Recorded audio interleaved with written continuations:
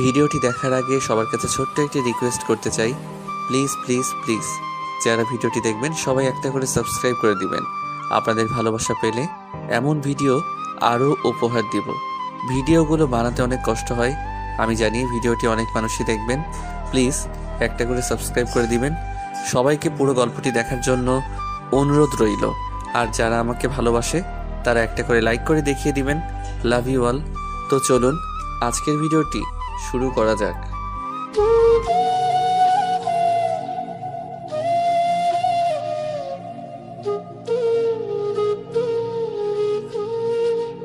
এই পিচ্চি, এইভাবে রাস্তার পাশে দাঁড়িয়ে দেওয়ালের দিকে মুখ করে কি করছিস তুই? দেখতে পাচ্ছেন না আমি দেওয়ালে ছবি আঁকছি? হোয়াট? আমি তো দেখছি তুই দাঁড়িয়ে দাঁড়িয়ে হিসু করছিস। দেখতেই যখন পাচ্ছেন তাহলে আবার জিজ্ঞেস করছেন কেন? কি আবার মুখে মুখে তর্ক করছিস? তুই তো দেখি খুব বেয়াদব একটা ছেলে। দেখি এদিকে ঘুরতো, তোর চাঁদ মুখখানা একটু দেখি। কে তুই? হ্যাঁ, এই তো দেখে নেন। আমার চেহারা অবশ্য খারাপ না, এই জন্য সবাই আমাকে দেখতে চায়। আপনি চাইলে একটা ছবিও তুলে রাখতে পারেন পরে দেখার সুবিধার জন্য। তবে রে, এইটুকু একটা ছেলে দেখে মনে হয় কত ভদ্র, একেবারে নিষ্পাপ, আর তুই কিনা এতটা বিচ্ছু। আবার দাঁত বের করে হাসছিস? দাঁড়া, তোকে দেখাচ্ছি মজা। এ কি আপু, আমাকে ভিজিয়ে দিচ্ছেন কেন? সেটা আমার সাথে বেয়াদবি করার আগে তোর ভাবা উচিত ছিল। ছি ছি ছি। কি হয়েছে? কোথাও মরা ইঁদুর দেখতে পেলেন নাকি? এভাবে ছিছি করছেন কেন? আগে তুই নিজের প্যান্টের নিচের দিকে তাকা আহাম্মক, তাহলেই বুঝবি। এই রে, কথার ফাঁকে আবির নিজের প্যান্টের চেন আটকাবে সেটাই তার খেয়াল ছিল না। দেখছেন কি একটা অবস্থা? ঈশিতার বলার সাথে সাথে আবির পেছনের দিকে ফিরে তার প্যান্টের চেনটা আটকে দেয়। তারপর আবার ঈশিতার দিকে ফিরে সে লজ্জায় তার মুখে হাত দিয়ে বলে, আপু, কি? সত্যি করে একটা কথা বলবেন? আপনি আবার আমার কিছু দেখে ফেলেননি তো? হারামজাদা ছেলে, একে তো আমাদের বাসার দেওয়ালের সামনে দাঁড়িয়ে দাঁড়িয়ে এইসব করছিলি, তার উপর আবার এসব বাজে কথা বলছিস। ও আচ্ছা আপু, এটা আপনাদের বাসা? সরি, আসলে খুব জোর পেয়ে গেছিল, তাই আশেপাশে কোথাও জায়গা না পেয়ে এখানে একটু যাই হোক, আপনাদের বাসার দেয়ালের রংটা খুব সুন্দর, তার উপর এখন একটু নতুন ডিজাইন করে দিলাম। ঈশিতা রেগে গিয়ে ওর দুটো চোখ বড় বড় করে ভুরুগুলো কপালে তুলে আবির দিকে তাকিয়ে আছে। মনে হচ্ছে যেন এক্ষুনি আবিরকে গিলে খেয়ে ফেলবে। কি হলো আপু, আপনি এভাবে আমার দিকে তাকিয়ে আছেন কেন? মনে হচ্ছে আপনি সকাল থেকে কিছু খাননি। আমার ব্যাগে চানাচুর আছে, আপনি খাবেন? দাঁড়া, আমি চানাচুর না, এক্ষুনি তোকে খাবো, দাঁড়া তুই। এ বলে মেয়েটি আবিরকে যে একটা দৌড়ানি দিয়ে ধরতে যাবে, তখন আবির সুযোগ বুঝে দিয়ে দেয় একটা লম্বা দৌড়। ছোটবেলায় একবার স্কুলে অঙ্কের দৌড়ে আবির প্রথম হয়েছিল। আজ মনে হচ্ছে সেই দৌড়টা আবারও তার কাজে লাগছে। আবির তো এক দৌড়ে ঈশিতার কাছ থেকে অনেকটা দূরে চলে যায়। আবির দৌড়াতে দৌড়াতে দূরে গিয়ে থেমে পড়ে। এরপর সে পিছনে ফিরে তাকিয়ে দেখে ওই দূরে ঈশিতাও তার পেছনে পেছনে দৌড়াতে দৌড়াতে ক্লান্ত হয়ে দাঁড়িয়ে গেছে। কোমরে হাত দিয়ে পথের দিকে তাকিয়ে হাঁপাচ্ছে সে, আর দূর থেকে আবিরকে পুরো ধুয়ে দিচ্ছে, মানে আবিরের 14 গোষ্ঠী উদ্ধার করে দিচ্ছে। এই যে আমার 14 গোষ্ঠী হলো অনেক বড়, আমার 14 গোষ্ঠীকে গালি দিতে আপনার বয়স ফুরিয়ে যাবে। দূর থেকে চিৎকার করে ঈশিতাকে বলছিল, আবির, পাঠক পাঠিকাগণ, এবার আপনাদের আমাদের গল্পের নায়কের পরিচয়টা দিয়ে নিন। আমাদের গল্পের নায়কের নাম হচ্ছে আবির। আবির সবেমাত্র এসএসসি পরীক্ষা শেষ করে কলেজে ভর্তি হয়েছে। আজ তার কলেজের প্রথম দিন ছিল। প্রথম দিন হয় আজ কলেজে কোনো রকম ক্লাস হয়নি, তাই কোনো রকম সবার সাথে একটু পরিচিত হয়ে আমাদের গল্পের নায়ক বাসায় ফিরছিল তার বেস্ট ফ্রেন্ড রিয়াদের সাথে। রিয়াদের বাসা আবিরদের বাসার একটু আগে, তাই রিয়াদ আগেই বাসায় পৌঁছে যায় আর আবির একা একা তাদের বাসার দিকে হাঁটতে থাকে। কিন্তু রাস্তার মধ্যে হঠাৎ করে আবির পা দুটো একটু হিসু ব্রেক দিয়ে দেয়। তারপর সে দাঁড়িয়ে আশেপাশে কোথাও তেমন জায়গা না পেয়ে সাইডে একটা বাড়ির দেওয়াল দেখতে পেয়ে, আর আশেপাশে কাউকে না দেখে সেখানে কাজ চালিয়ে দিচ্ছিল। আর এরপর কি হলো তা তো আপনারা সবাই জানেন। আপাতত একটু জেনে রাখেন, বাকিটা আপনারা গল্পের মধ্যে জানতে পারবেন।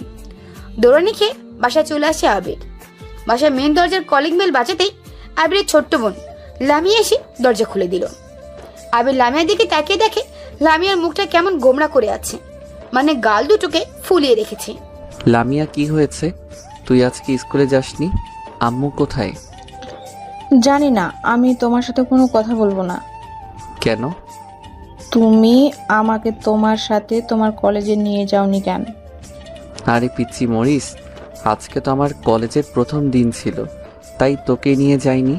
কালকে ঠিক নিয়ে যাব। সত্যি নিয়ে যাবা তো?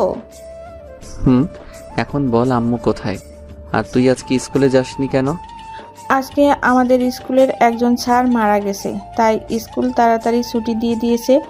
আর আম্মু রান্না করছে কিচেনে। ও আচ্ছা। এরপর আবির লামিয়ার হাত ধরে বাচ্চার ভেতরে প্রবেশ করে। আম্মু, আম্মু। আবির এসেছিস? যা ফ্রেশ হয়ে নে, আমার রান্না প্রায় শেষ হয়েছে, আমি তোকে খাবার দিচ্ছি। ঠিক আছে আম্মু। ভাইয়া ভাইয়া, আমার জন্য চকলেট নিয়ে এসেছো? না, আজকে আমি নিজেই কিছু খেতে পারি নাই, শুধু দৌড়ানি ছাড়া। মানে কি বলছিস? কে তোকে দৌড়ানি দিয়েছে? নিশ্চয়ই কারোর সাথে মারামারি করেছিস। আরে না আম্মু, কি যে বলো না তুমি, আমি তো ভালো ছেলে, মারামারি কেন করব? তাহলে কোথায়, কার থেকে দৌড়ানি খেয়েছিস? সত্যি করে বল। কোথাও না আম্মু, আমি ফ্রেশ হয়ে আসছি, তুমি খাবার রেডি করো। এরপর আবির রুমে গিয়ে তার কলেজের ব্যাগ কাঁধ থেকে বিছানায় ছুঁড়ে ফেলে দিল। তারপর একটা লুঙ্গি আর তোয়ালে নিয়ে ওয়াশরুমে প্রবেশ করলো আবির। গোসল করে ফ্রেশ হয়ে নিচে খাবার টেবিলে এসে বসে খাবার খেতে থাকে আবির। এর মধ্যে আবিরের আম্মু জিজ্ঞেস করে, তা আজকে কলেজের প্রথম দিনটা কেমন কাটলো বললি না তো? আম্মু, বেশ ভালোই কেটেছে। যাক ভালো। স্কুলে পড়ার সময় তো তোর দুষ্টুমির কারণে 3-3টা স্কুল বদলাতে হয়েছে। এখন তুই বড় হয়েছিস, কলেজে পড়ছিস, এখন কলেজ থেকে যেন তোর আর কোনো কমপ্লেন না আসে। আসবে না আম্মু? না আসলেই ভালো। এখন খাওয়া দাওয়া শেষ করে চুপচাপ রুমে গিয়ে রেস্ট কর। সন্ধ্যায় তোর আব্বু বাসায় ফিরে তোকে যদি বাসায় না দেখে তাহলে আবার রাগ করবে। এরপর আবির তার আম্মুর কথা মতো খাওয়া শেষ করে তার রুমে গিয়ে বিছানায় গা এলিয়ে দেয়। তার পা দুটো যেন এতক্ষণে একটু বিশ্রাম পাচ্ছে। বিছানায় শোয়ার সাথে সাথেই চোখ দুটো ঘুমে বন্ধ হয়ে আসছে আবিরের। তারপর একটু ঘুমিয়ে নেয়। বিকেলে ঘুম ভাঙে আবিরের। আবির ঘুম থেকে উঠে ফ্রেশ হয়ে বাসা থেকে ফুটবল নিয়ে মাঠে বন্ধুদের সাথে খেলতে যাওয়ার জন্য বের হয়। রাস্তা দিয়ে ফুটবল নিয়ে খেলতে খেলতে মাঠে যাচ্ছে আবির। তখন হঠাৎ আচমকা তার সামনে ঈশিতা আর তার বান্ধবীরা পড়ে যায়। একই পথ দিয়ে তারা আবিরের বিপরীত দিকে হাঁটছিল। একে হয়তো বলে কপাল, আবির আসলেই আর চাচ্ছিল না যে সে আবারও ওই মেয়ের সামনে পড়ুক, কিন্তু ভুলবশত আবার একবেলার মধ্যে তাদের দেখা হয়ে যায়। আবির ফুটবলটা হাতে নিয়ে ঈশিতাকে না দেখার ভান করে মাঠের দিকে এগোচ্ছে। এর মধ্যে ঈশিতা আবিরকে দেখতে পেয়ে ওর পাশে একটি মেয়েকে বলল, দেখ দেখ, এই সেই ছেলেটা যার কথা আমি এতক্ষণ তোদের বলছিলাম। এই দেখ, এখন আবার এসব কি ছোট ছোট প্যান্ট পরে আমাদের সামনে দাঁড়িয়ে আছে। আপু, আমি মাঠে খেলতে যাচ্ছি, আর বিকেলে কেউ কোথাও খেলতে গেলে ফুল প্যান্ট আর টাই টি শার্ট পরে খেলতে যায় না নিশ্চয়ই? তুই আবার আমার সাথে ঝগড়া করছিস? এই দেখছিস, এখন কিন্তু আমি একা না, আমার সাথে এরা দুজনও আছে। এখন বেশি বললে না তোকে একদম তুলে নিয়ে গিয়ে ওই কই মাছের পুকুরে ফেলে দিয়ে আসবো, তখন বুঝবি মজা। ওরে বাবা, আমি তো খুব ভয় পেয়ে গেছি।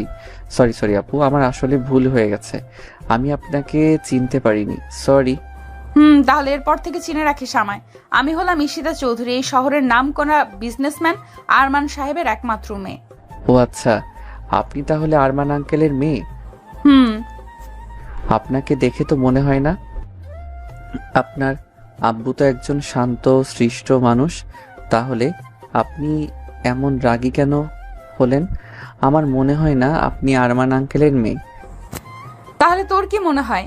মনে হয় আপনি পৃথিবীতে আসার সময় হসপিটালের বেডে আরমান আঙ্কেলের মেয়ের সাথে বদলে যাওয়া অন্য কারো মেয়ে। কি?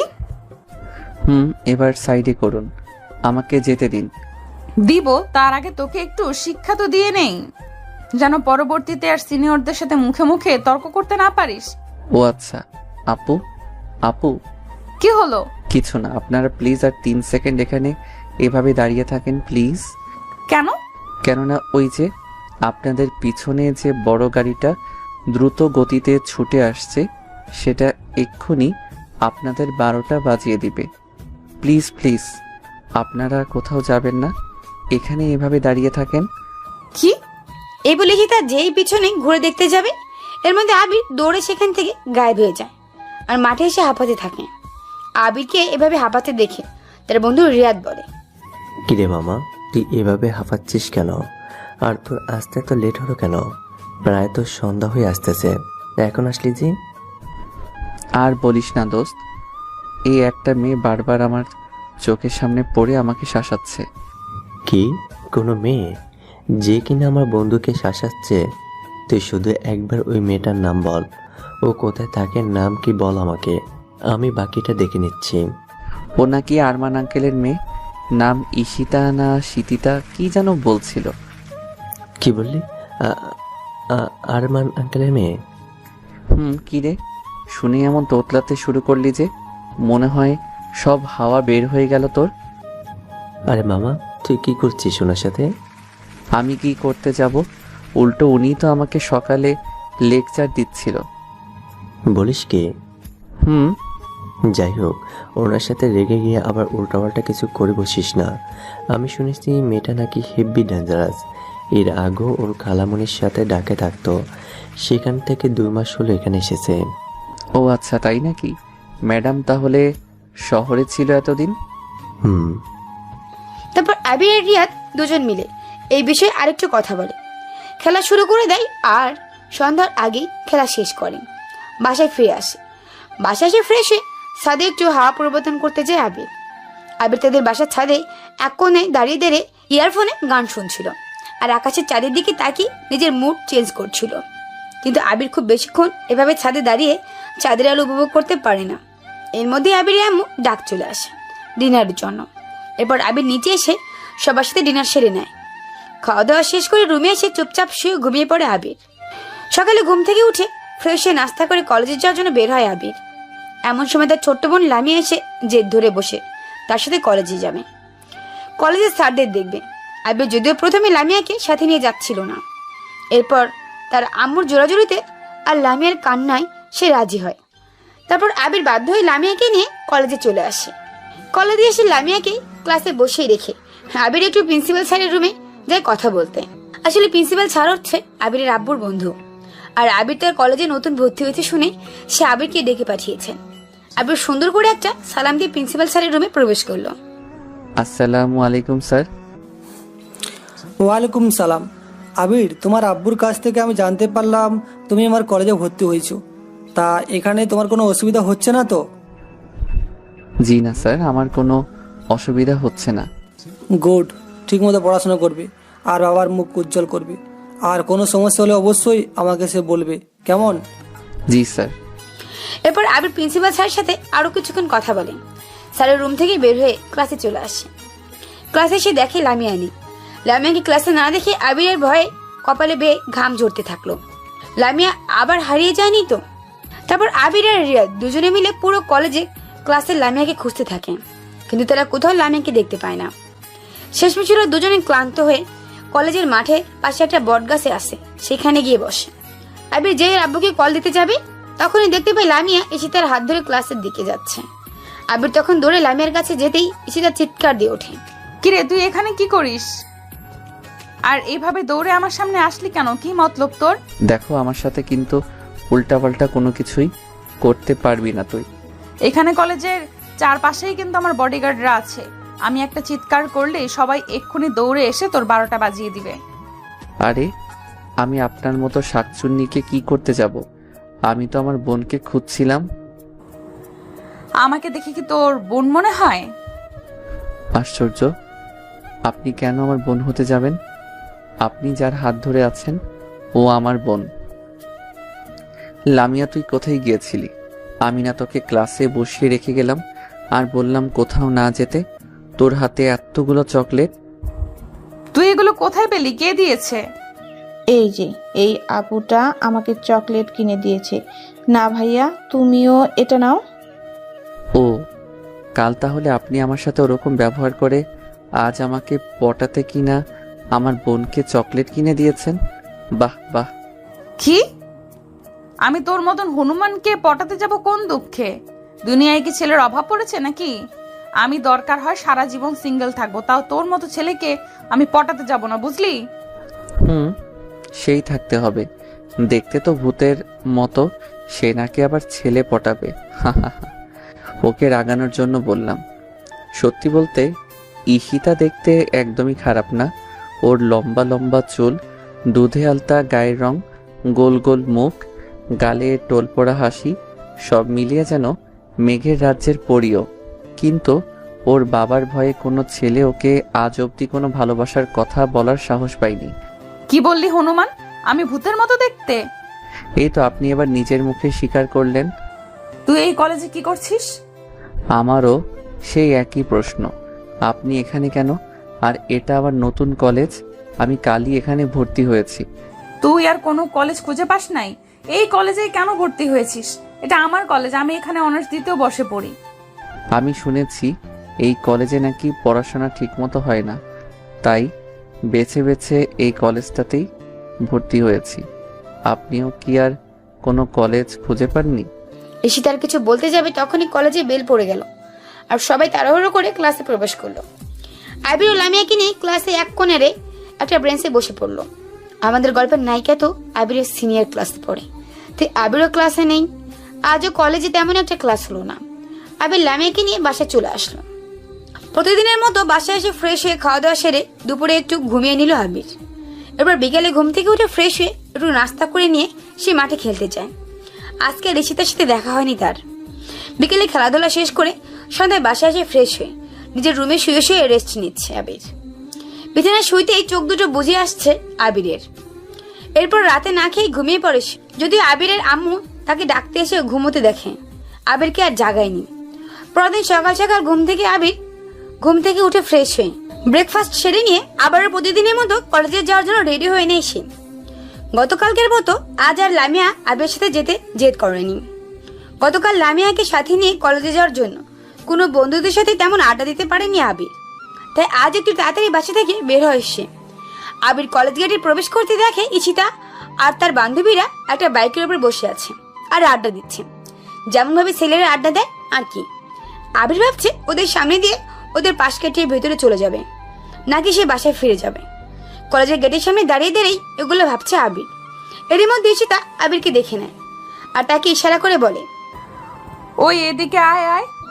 ঈশিতা আবিরকে ডাকছে ওর কাছে যাওয়ার জন্য। কি জানি আজ কাছে গেলে কি করবে আবিরকে।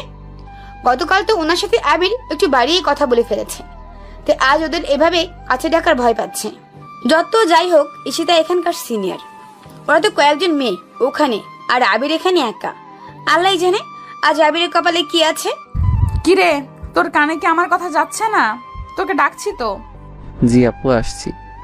আবির ভয় পেয়ে একটু একটু করে ওদের দিকে এগিয়ে যায় আর বলে, আমাকে ডাকছিলেন আপু? তো এখানে তুই ছাড়া আর কে বা আছে? ওই তোকে কি কথা বলতে বলেছি? ওর সাথে আজ আমি বোঝাপড়া করব। কিরে, কাল তো খুব ফটর ফটর কথা বলছিলি, আজ এত ভালো ব্যবহার কেন? আপু আমি কিছু করিনি, প্লিজ আমাকে মাফ করে দেন। তোকে মাফ করে দিব? কেন মনে নেই? তুই আমার সাথে এই 2 দিন কি বেয়াদবিটাই না করছিস। বিশ্বাস করেন আপু, আমি সত্যি আপনাকে তখন চিনতে পারিনি, তাই তো একটু দুষ্টুমি করছিলাম আপনার সাথে।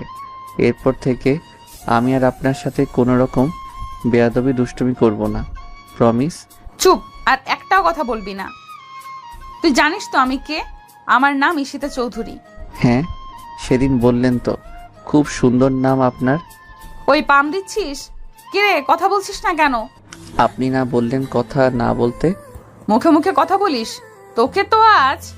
কথাটা বলে ঈশিতা যেই আবিরের গলায় থাপ্পড় দিতে যাবে তখন সাথে সাথে আবির নিজের চোখ বন্ধ করে নেয় আর মনে মনে বলে, দেখ কেন যে কলেজে ভর্তি হতে গেলাম।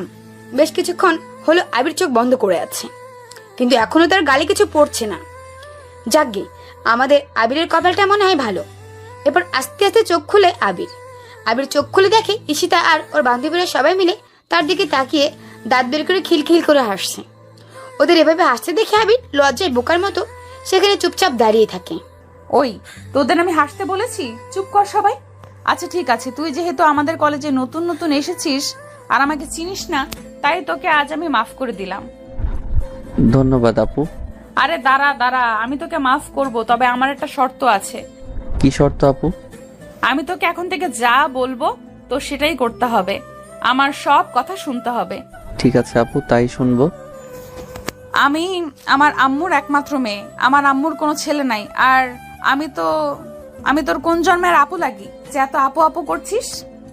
সরি আপু, মানে সরি। আবার আপু? তুই আজ থেকে আমার নাম ধরে ডাকবি। কিন্তু আপনি তো আমার সিনিয়র, আমি আপনার নাম ধরে।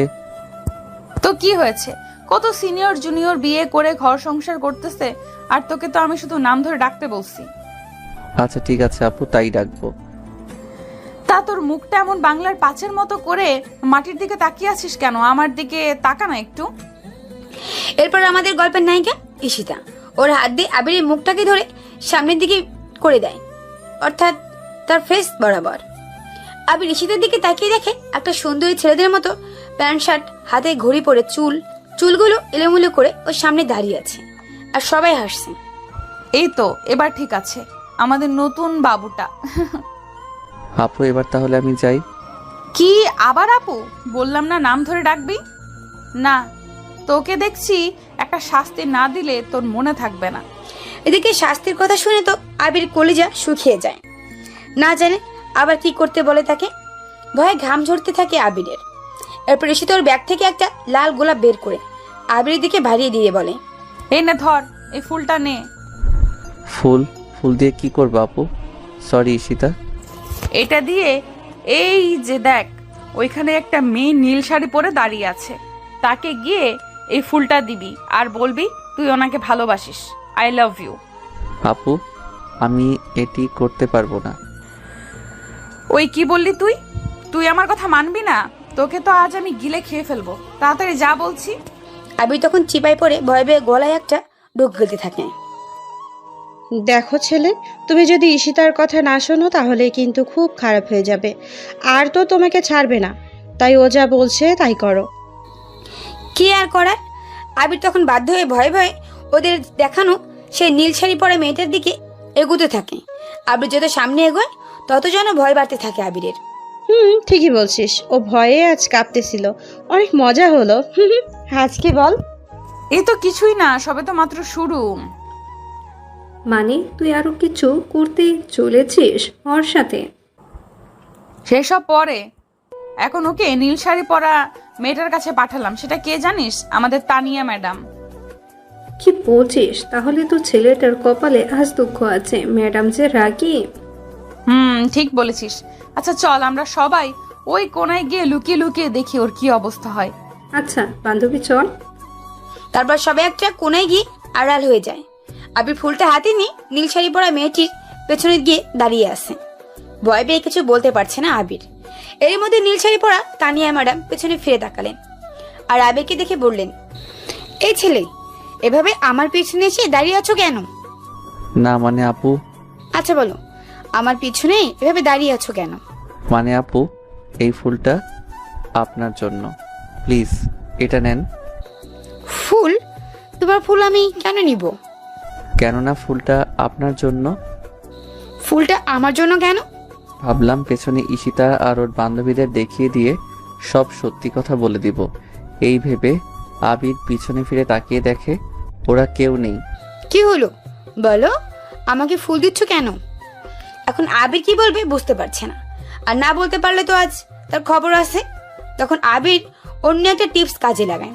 সে জানে মেয়েদের প্রশংসা করলে নাকি মেয়েরা খুব সহজে গলে যায়, তাই আজ এই টিপসটাকে কাজে লাগায় আবির। আসলে আপু, নীল শাড়িতে আপনাকে অনেক সুন্দর লাগছিল, তাই নীল শাড়ির নীলপরীর হাতে লাল রক্ত জবা গোলাপ ফুল আরো অনেক সুন্দর লাগবে, তাই এই ফুলটা আপনার জন্য। তাই বুঝি? হ্যাঁ আপু। তুমি কি এই কলেজে নতুন ভর্তি হয়েছো? হ্যাঁ আপু। ফার্স্ট ইয়ার তোমার? তাই নতুন নতুন কলেজে এসে মেয়ে পটানোর চান্স নিচ্ছ? না না আপু, আপনি ভুল বুঝছেন আমাকে। আমি মোটেও ওরকম ছেলে না। আপনাকে সত্যি অনেক সুন্দর লাগছিল বলেই ফুলটা দিলাম। তাই তাহলে তুমি এত ঘাবড়ে আছো কেন? আসলে প্রথমবার কাউকে ফুল দিচ্ছি তো, তাই একটু নার্ভাস লাগছে। তাই বুঝি? তা তুমি জানো আমি কে? না, জানি না। কে আপনি? আমি কলেজের ম্যাডাম। কি? আবির এইটা শুনেই বড়সড় একটা ধাক্কা খায় আর মনে মনে বলে, মেয়েগুলো আমাকে এভাবে ফাঁসিয়ে দিল। হায় আল্লাহ, এখন আমাকে কে বাঁচাবে? ম্যাডাম, আমাকে মাফ করে দেন, আমি বুঝতে পারিনি। এই ছেলে, তুমি কান্না করছো কেন? আমাকে ক্ষমা করে দিন ম্যাডাম, আমি আপনাকে চিনতে পারিনি। আমি ভেবেছি আপনি এই কলেজের স্টুডেন্ট।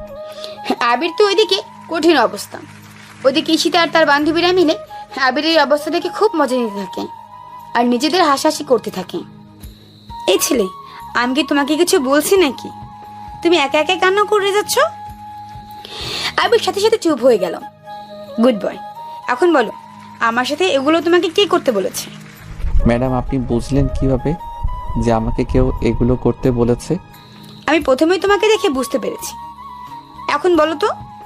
পরে বলবো ম্যাডাম। না, তুমি এখনই বলো, সমস্যা কোথায়? ম্যাডাম, যদি তারা আবার আমার সাথে এমন করে তখন বলবো আপনাকে। আচ্ছা ঠিক আছে, তাহলে তুমি এখন ক্লাসে যাও, কিছুক্ষণ পরই ক্লাস শুরু হবে। হুম। কি হলো, যাচ্ছ না কেন? কিছু বলবে? ম্যাডাম। বলো। ম্যাডাম, এই শাড়িটাতে আপনাকে সত্যি অনেক সুন্দর লাগছে। বলে আবির পেছনের দিকে এগিয়ে বসে। পেছনে এগুতেই তানিয়া আবিরের শাড়ির কলার ধরে আবিরকে ওদের সাইডে আড়াল করে নিল। কিরে, তুই এতক্ষণ ধরে ম্যামের সাথে কিসের কথা বলছিলি? আপনি আমাকে যা শিখিয়ে দিয়েছিলেন আমি ম্যাডামকে সেটাই বলছিলাম। সত্যি তো? তুই আবার আমাদের নাম টাম ম্যাডামের কাছে বলে দিসনি তো? না।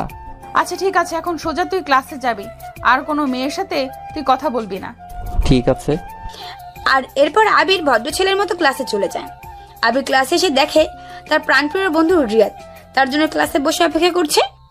আবির রিয়াদের সামনে যেতেই রিয়াদ আবিরকে দেখে বলে উঠল, কিরে, তুই এতক্ষণ কোথায় ছিলি? আমি সেই কখন থেকে তোর জন্য অপেক্ষা করছি। আর বলিস না দোস্ত, আমার সাথে এতক্ষণ কি কি যে হয়ে গেল তা তুই ভাবতেও পারবি না। কি কি হলো মানে? তোকে কি আবার সিনিয়র কোনো ভাই ব্রাদার কট মেরে দিল নাকি? আবির, ঠিক আছিস? এরপর আবির রিয়াদের কাঁধে হাত রেখে তার পাশে বসে সব ঘটনা খুলে বলল। বলিস কি বন্ধু, তুই তো দেখি আজকে খুব বাঁচা বেঁচে গেছিস। বন্ধু, আজকে খুব জোর বেঁচে গেছি। আল্লাহ কোনো মতে এবার আমাকে বাঁচিয়ে নিয়েছে। তবে ঈশিতা আপু কিন্তু কাউকে এত সহজে ছাড়ে না। কলেজে যদি কোনো ছেলে কোনো মেয়েকে বিরক্ত করে তাহলে তাদের ঈশিতা আপু একদম জন্মশিক্ষা দিয়ে দেয়। আর তুই কিনা প্রথম দিনগুলোতেই ঈশিতা আপুর খপ্পরে পড়লে। যাই হোক, ওনার কাছ থেকে একটু সাবধানে থাকিস। তাই নাকি? কিন্তু দোস্ত, আমি তো এই মেয়ের চোখের সামনে পড়তে চাই না। নিয়তি বারবার আমাকে ওনার সামনেই ফেলে দেয়। বুঝলাম, ওনার কাছ থেকে সাবধান থাকাটাই ভালো। তুই তো জানিস ঈশিতার বাবা এই শহরের সবচেয়ে পাওয়ারফুল লোক। ওনার ভয়ে সবাই থরথর করে কাঁপে। আর বড় বড় সব লোকজন, মন্ত্রী মিনিস্টাররা ওনার কথায় উঠে বসে। এর আগেও ও দু একজন ছেলেকে নাকি মাঠের মাঝখানে সবার সামনে মেরেছিল আর কান ধরে তাদেরকে দাঁড় করিয়ে রেখেছিল মেয়েদের ইপটিজিং করার অপরাধে। ও, বুঝলাম। কি বুঝলি? ঈশিতা হলো ভালো গন্ডি, ও শুধু বখাটে ছেলেদেরকেই শাস্তি দেয়। এর কিছুক্ষণ পর ঘন্টা পড়লো। ধীরে ধীরে সবাই ক্লাসে আসতে শুরু করলো। আবির ক্লাসের জানালায় সাইডটাতে মাঝখানে বসেছে আর বাম সাইডে রিয়াদ বসেছে আর ডান সাইডে সিটে ফাঁকা। সবাই ক্লাসে এসে যে জায়গায় বসেছে। ওইদিকে ঈশিতা আর তার বান্ধবীরাও ক্লাসে যাচ্ছে। ঈশিতা যাওয়ার সময় জানালা দিয়ে আবিরের দিকে ভুরু কুচকে তাকিয়ে আবিরকে দেখছে। আবির এটা টের পেয়ে সে অন্যদিকে মুখ করে নেয়। বলা তো যায় না, ঈশিতা যদি আবার আবিরকে দেখে যদি ক্লাসের ভিতরে চলে আসে তখন। তারপর ক্লাস শুরু হলো। স্যার ক্লাসে আসলেন আর সব শিক্ষার্থীদের সাথে মত বিনিময় করতে লাগলেন। এর মধ্যে একটি মেয়ে লেট করে ক্লাসে প্রবেশ করে, যার নাম তাসনিম। তাসনিম স্যারকে সালাম দিয়ে সরি বলে ক্লাসের ভিতরে প্রবেশ করে। সে কোথায় বসবে সে সিট খুঁজতে থাকে। কোথাও সিট খালি নেই। না পেয়ে আবিরের পাশে স্যার তাসনিমকে গিয়ে বসতে বলে। এরপর তাসনিম আবিরের পাশে গিয়ে বসে। আবির মনে মনে ভাবছে এবার তার কি হবে। ওর পাশে একটা মেয়ে বসেছে, এটা যদি কোনোভাবে ওই গুন্ডি মেয়েটা দেখে ফেলে তারপর আবিরের উপর রাগ করে তখন কি হবে? এইভাবে আবির কিছুটা সাইডে হয়ে যাচ্ছে, মানে ব্রেঞ্চের এক কোণে গিয়ে রিয়াদের একদম পাশাপাশি বসেছে। মেয়েটা এটা লক্ষ্য করে আবিরকে উদ্দেশ্য করে বলে, ভাইয়া কোনো সমস্যা? আপনি এরকম করছেন কেন? না কিছু না। ভাইয়া আপনার নাম কি? আমি আবির, আপনি? আমার নাম তাসমিন জাহান মিম। আমি গতকাল কলেজে আসিনি, তাই আজই আমার প্রথম ক্লাস। যদি কিছু মনে না করেন তাহলে আমরা কি বন্ধু হতে পারি? আবির কিছু বলার আগে পাশ থেকে রিয়াদ বলে উঠল, হ্যাঁ হ্যাঁ, কেন নয়, আজ থেকে আমরা 3 জন বন্ধু। আবির মনে মনে ভাবতে থাকে, শালা রিয়াদ নিশ্চয়ই মেয়েটাকে পটাবে। তাই তো আমি কিছু বলার আগেই ও নিজেই মেয়েটির সাথে ফ্রেন্ডশিপ করে নিল। সত্যি এই হালাই 1 নম্বরে বজ্জাত, মেয়ে পটাতে এক্সপার্টও। যাই হোক, এরপর ধীরে ধীরে তারা 3 জন দুটো ক্লাসে শেষ করে। এরপর টিফিনের ঘন্টা পড়লো। টিফিন পিরিয়ডে সবাই বাইরে চলে যায়, শুধু আবির আর রিয়াদ ছাড়া। তারা দুজনে এখনো ক্লাসেই বসে আছে। আবির চল ক্যান্টিনে যাই, আজকে আমি তোকে খাওয়াবো। তুই তো সবসময় খাওয়াস, আজ আমার ভালো লাগছে না, আর ক্ষুধাও নাই। তুই যা, খেয়ে আয়। কেন ভালো লাগছে না? কি হয়েছে তোর? কিছু না, তুই যা গিয়ে খেয়ে আয়, আমি ক্লাসে আছি। ওকে, আমি তাহলে কি আসছি। আবির টিফিনের সময় ক্যান্টিনে গেল না, কারণ এই সময় ক্যান্টিন ঈশিতা আর তার বান্ধবীরা বসে আড্ডা দেয়। তারা আবিরকে আবার কি না কি শুরু করে দেয়, সেই ভয়ে আবির আজ ক্যান্টিনে গেল না। রাত ক্যান্টিন থেকে খেয়ে ক্লাস এসে আবার আবিরের সাথে বসে পড়ে। এবার দুজন মিলে আবার গল্প আড্ডায় মেতে থাকে। এসবের মধ্যেই দিয়ে টিফিন পিরিয়ড শেষ হলো এবং পুনরায় ক্লাস শুরু হলো। টিফিন শেষে তাসনিম, অর্থাৎ যে মেয়েটি আবিরের পাশে বসেছিল, সে ক্লাসে এসে দেখে আবির আর রিয়াদ দুজনেই ক্লাসেই বসে আছে। তারপর বেঞ্চে এসে বসতে বসতে বলল, ওকে, কি ব্যাপার, তোমরা দুজন কি ক্লাস থেকে বের হওনি? না, আমরা আসলে ক্লাসে বলে কিছু নোট করছিলাম। ও আচ্ছা, তা আবির ভাইয়া কোনো কথা বলছেন না যে?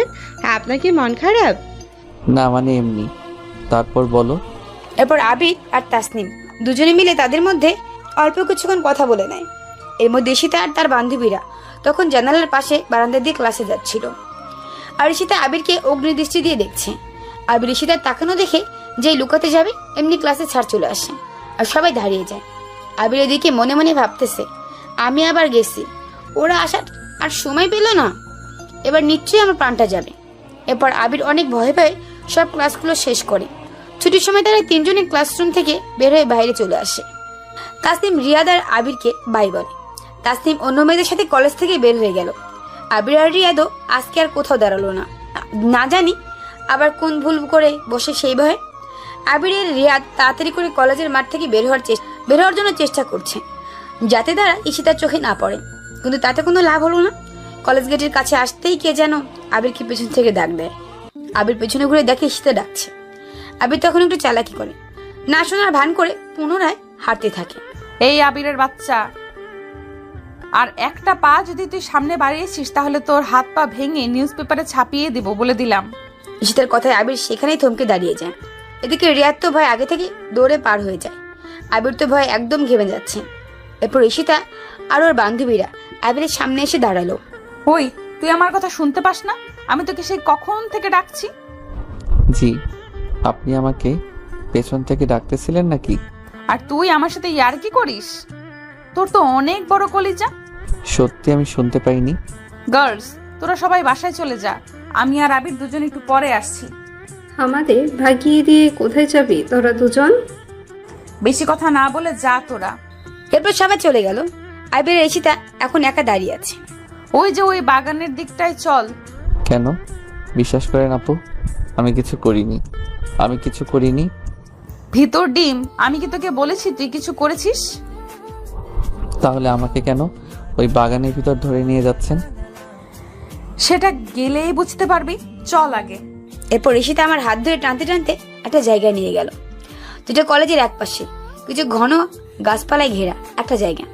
ওখানে গিয়ে আবির দেখে সবাই জোড়ায় জোড়ায় বসে আছে। ঈশিতাকে সেখানে দেখে সবাই উঠে চলে যাচ্ছে। আবির শুধু ভাবছে, ঈশিতাকে এরা সবাই এত বেশি ভয় পায়, বাহ বাবা।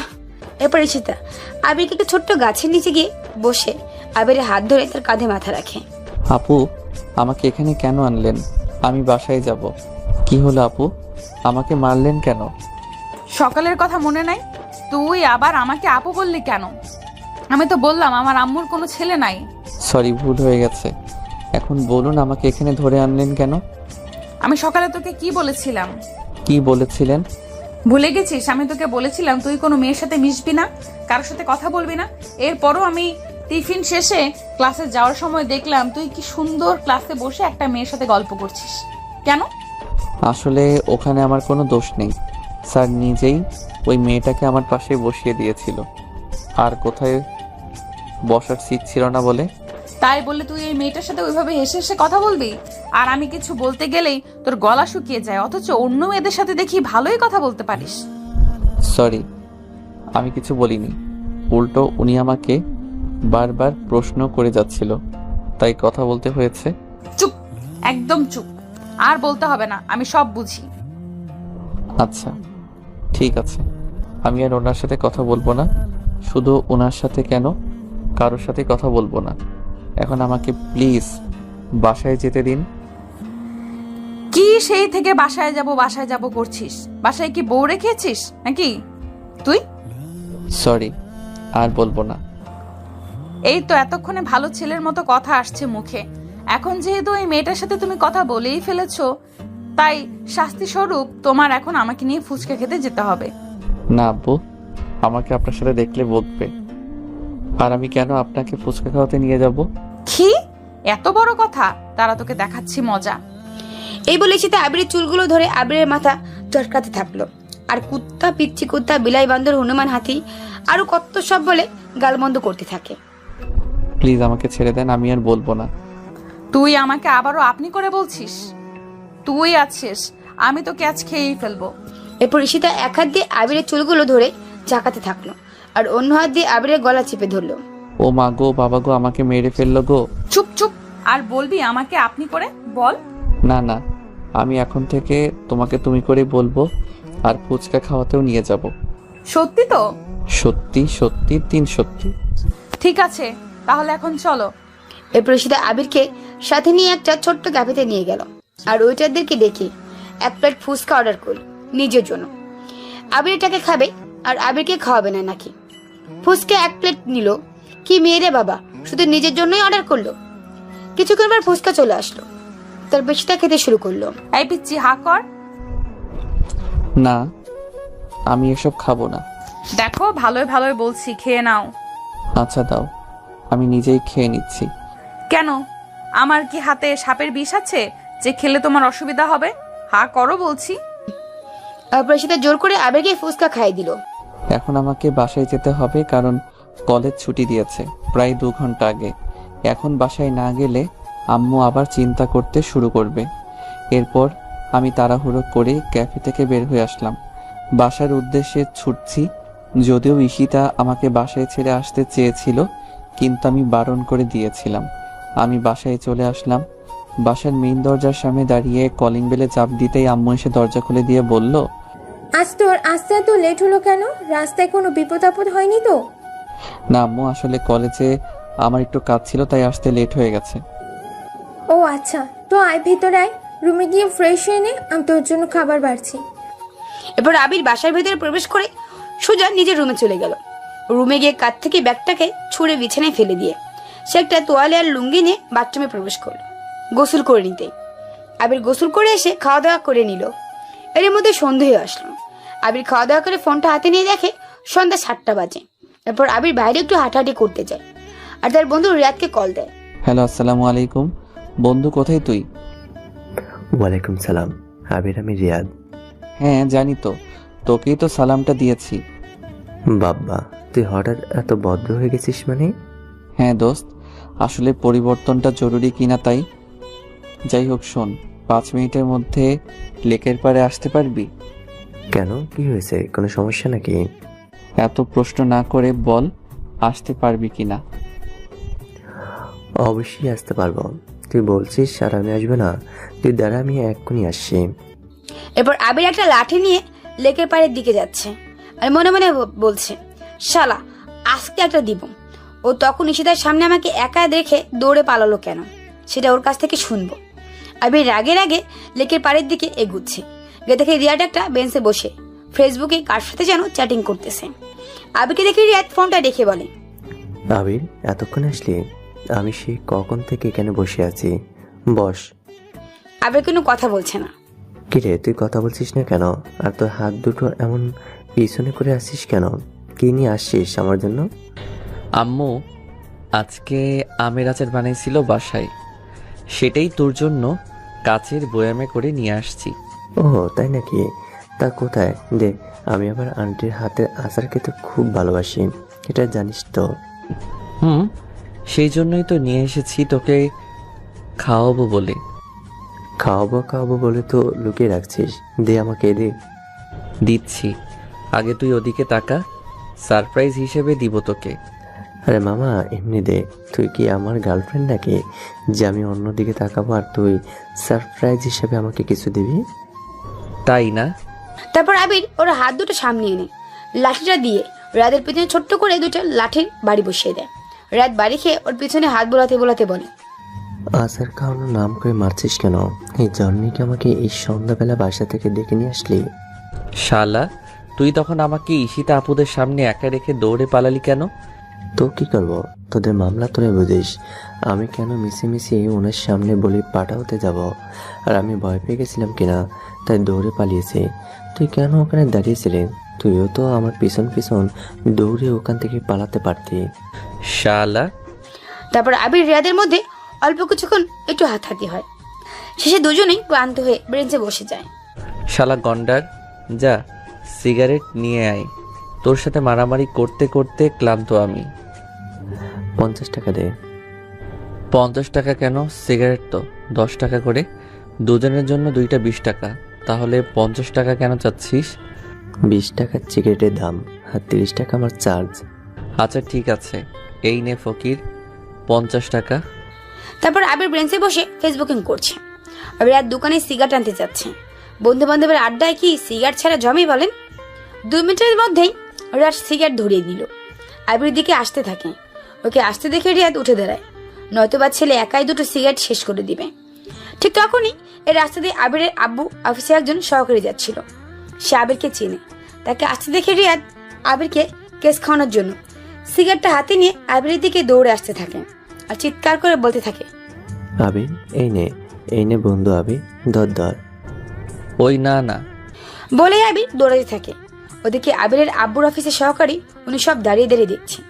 আবির দৌড়াচ্ছে আর পেছনে পেছনে রিয়াদ দৌড়াচ্ছে সিগারেট নিয়ে। দেখছেন ভাই, বন্ধু বান্ধব কিভাবে কেস খাওয়াই দেয়। আবির দৌড়াতে দৌড়াতে একটা চিপায় গিয়ে দাঁড়ায়। ওর পিছনে পিছনে রিয়াদ এসেও দাঁড়িয়ে গেল আর খিলখিল করে হেসে বলল, কেমন দিলাম বন্ধু? শালা মজা করিস?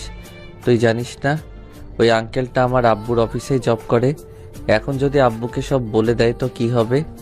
আরে কিচ্ছু বলে দিবি না, নে ধর এখানে সিগারেট নে। দেখ, আমি সত্যি সত্যি যদি বাসায় কট খাই তাহলে কিন্তু তোরেও আমি ছাড়বো না, বলে দিলাম। আরে নে ধর, এখন এইসব নেগেটিভ চিন্তা করা বাদ দে। এরপর তারা দুই বন্ধু মিলে আর বেশিক্ষণ আড্ডা দিয়ে যে যার মতো বাসায় চলে যায়। আবির বাসায় আসতে দেখে তার আব্বুর বাসায় চলে আসছে। মনে হয় আমি বাসায় ঢুকতে একটু লেট করে ফেলছি আবির। আবিরের আব্বু তাকে দেখে কিছু কথা শুনিয়ে জিজ্ঞেস করে, তোমার নতুন কলেজ, তোমার পড়াশোনা কেমন হচ্ছে, আর তুমি এত রাতে বাইরে কেন? আবির তুমি কি দিন দিন কিন্তু আমার অবাধ্য হয়ে যাচ্ছ? এরকম আরো কিছু কথা শুনিয়ে দেয় আবিরের আব্বু। এরপর তাকে ভেতরে আসতে বলে। আবির বাসায় ভেতরে এসে আব্বু আম্মু সবার সাথে বসে রাতের খাবার খেয়ে নেয়। এরপর খাওয়া শেষ করে নিজের রুমে গিয়ে শুয়ে পড়ে। এর মধ্যে আবিরের ফোনে রিংটা বেজে ওঠে। আবির ফোনের স্ক্রিনের দিকে তাকিয়ে দেখে আননোন নাম্বার। তাই আবির আর ফোনটা রিসিভ করলো না, অমনি ফোনটাকে সাইড রেখে ঘুমিয়ে পড়ল। এভাবে আরো 2 সপ্তাহ কেটে যায়। আর এই 2 সপ্তাহের মধ্যে ঈশিতা আবিরকে অনেকভাবে টর্চার করে, আদরও করে। আদর বলতে আপনারা আবার অন্য কিছু মাইন্ড করেন না, এটা হচ্ছে অন্য আদর, যেটা আবিরের কেবল নিজের দিক থেকে অনুভব করতে পারে। ওইসব টর্চারের মধ্যে একসময় আবির ঈশিতাকে ভালোবাসতে শুরু করে, কিন্তু ওর ছেলেদের মতো চলাফেরা করানো আবির আর ভালোবাসাটাকে ঈশিতার সামনে প্রকাশ করে না। এভাবে খুনছুটি ঝরকার মধ্য দিয়ে দিনগুলো কাটছিল। একদিন সকালে আবির প্রতিদিনের মতো ঘুম থেকে উঠে ফ্রেশ হয়ে গা গোসল করে রেডি হয়ে 2 দিন পর কলেজে যাচ্ছিল। একটু তাড়াতাড়ি বাসা থেকে বের হয় আবির, কারণ গত 2 দিন সে কলেজে যায়নি, তাই কারোর সাথে দেখা হয়নি, কথা হয়নি। আবির তার আম্মুকে সালাম দিয়ে বাসা থেকে বের হয়। এরপর ধীরে ধীরে কলেজের দিকে এগোতে থাকে। কলেজের গেটে প্রবেশ করতেই আবির দেখে এখনো তেমন কেউ কলেজে আসেনি। আবির ক্লাসের দিকে যায়। ক্লাসরুমে গিয়ে দেখে তাসনিম একা একা ক্লাসে বসে আছে। তো আবির আর একা ক্লাসে তার সাথে থাকলো না। আবির ক্লাস থেকে বের হয়ে এসে মাঠের ভেতরে একটা গাছের নিচে এসে বসে। আবিরের পেছন পেছন তাসনিমও আসে। তাসনিম এসে আবিরকে পেছন থেকে ডেকে বলে, আবির ভাইয়া, তুমি এই 2 দিনে কলেজে আসোনি কেন? আসলে আমার বাসায় একটু প্রবলেম ছিল, তাই। ও আচ্ছা, তুমি আমাকে একটা হেল্প করতে পারবে প্লিজ? বলো কি হেল্প। বলছি আর এদিক ওদিক তাকাচ্ছি, যদি কোথাও থেকে আবার উশিতা চলে আসে আর আমাদের দুজনকে কথা বলতে দেখে। তুমি আগে আমাকে কথা দাও যে তুমি আমাকে হেল্প করবা। আগে বলো, যদি আমার সাধ্যমতো হয় তাহলে নিশ্চয়ই করব। আসলে আমি তোমার বন্ধু রিয়াদকে পছন্দ করি, ভালোবাসি। কি? হ্যাঁ, রিয়াদকে হাই স্কুল লাইফ থেকেই ভালোবাসি। আমি ওকে স্কুল লাইফ থেকেই চিনি, কিন্তু ও আমাকে চেনে না। আসলে আমাদের সামনের বাসায় ওরা ভাড়া থাকতো, সেখান থেকেই আমি ওকে চিনি। আর ধীরে ধীরে আমার ওকে ভালো লাগতে শুরু করে। এখন আমি ওকে ভালোবাসি, কিন্তু বলতে পারি না। আর বলবোই বা কীভাবে? ও তো আমার সাথে ঠিক করে কথাই বলে না। অনেক কষ্ট করে আমি ওর ফেসবুক আইডিটা নিয়েছিলাম। আমি একদিন রিয়াদকে জিজ্ঞাসা করি, তুমি আমার সাথে কথা বলো না কেন? তার উত্তরে রিয়াদ বলেছিল ওর নাকি আমার সাথে কথা বলতে লজ্জা লাগে, তাই আমার সাথেও বেশি কথা বলে না। তাই এখন যা করার আপনাকেই করতে হবে। এর মধ্যে আমি কি করব? তুমি রিয়াদের বেস্ট ফ্রেন্ড। তুমি যদি রিয়াদকে বলো আমি ওকে পছন্দ করি, আমি ওকে ভালোবাসি, তাহলে ও নিশ্চয়ই তোমার কথা শুনবে। ও কখনোই তোমার কথা ফেলবে না। তাই প্লিজ আমার এই উপকারটা করো। আমি রিয়াদকে ছাড়া বাঁচবো না। তাই? হুম। আচ্ছা থাক, আমার বন্ধুর জন্য আর তোমাকে মরতে হবে না। আমি দেখছি তোমাদের বিষয়টা, তুমি কোনো চিন্তা করো না। মনে করো তোমাদের কাজটা হয়ে গেছে। অনেক অনেক ধন্যবাদ আপনাকে আবির ভাইয়া। ভাইয়া এই চিঠিটা নেন, এইটা আমি আপনার বন্ধুকে দিয়ে দিন প্লিজ। আচ্ছা, দিয়ে দিব। তারপর আবির সেই তাসনিমের হাত থেকে রিয়াদের চিঠিটা নিয়ে যাবে। তখন কোথা থেকে যেন সেখানে ঈশিতা এন্ট্রি হয়। আর সে আবিরকে তাসনিমের চিঠিটা দিচ্ছে, সেটা দিতে দেখে নেয়। তাসনিম আবিরের হাতের চিঠিটা নিয়ে ক্লাসে চলে যায়। তারপর আবির কলেজ গেটের দিকে তাকিয়ে দেখে ঈশিতা তার দিকে অগ্নিদৃষ্টি নিয়ে এগিয়ে আসছে। আবির তখন চিঠিটা লুকিয়ে নেয়। এরপর ঈশিতা আবিরের সামনে এসে বলে, ওই শয়তান, তুই আবার ওই মেয়েটার সাথে কি কথা বলছিলি?